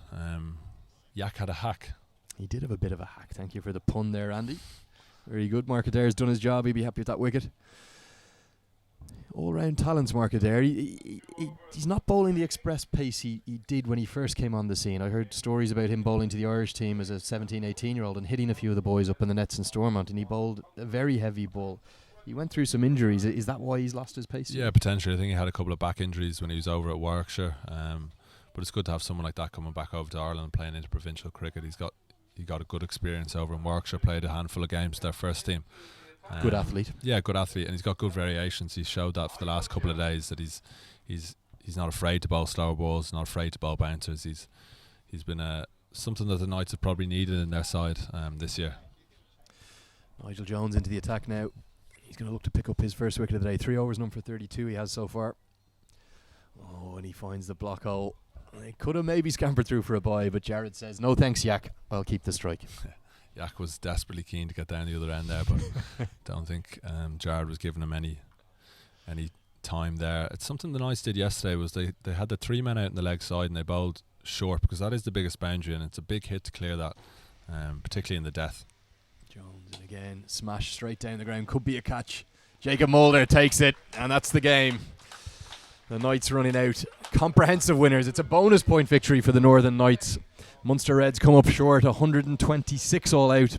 And the Knights really good value for their 39 run victory. Yeah, I think the way the Reds started at the start of their innings with Doheny and Gunning, the Reds would have been in the driving seat, particularly after that power play. But I think Mulder in the middle with his leg spin and variation was the difference between the two teams today. He pegged them back beautifully, bowled with great accuracy, and the Knights got a well-deserved win.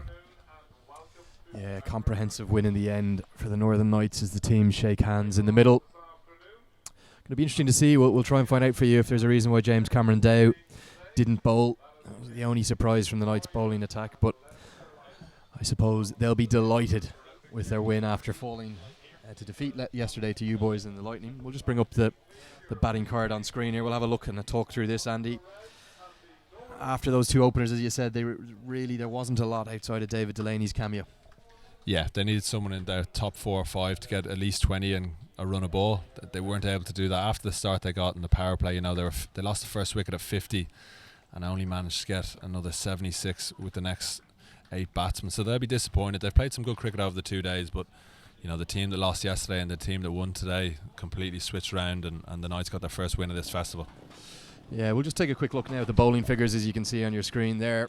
Harry Tector performing his role admirably as he did yesterday, bowling that first over with his off-spin 2 overs, none for 14. Nigel Jones taking that final wicket, and he was 1 for 32. Shane Getgate, super performance from the skipper, 3 for 28. But are the standout figures there? Jacob Mulder's 3 for 18. Yeah, they are. I spoke about it earlier. 3 for 18 off 4 is an exceptional spell in T20 cricket, no matter what the game you're playing in. I thought Peter Eakin bowled very well when he came in, 1 for 13 off 2 overs that the skipper will be very happy with. But good figures throughout there. Harry Tector at the top of the innings, never easy to bowl in the first 6, particularly as a spinner, but bowled with great accuracy and just a good all-round bowling performance and a very good fielding performance.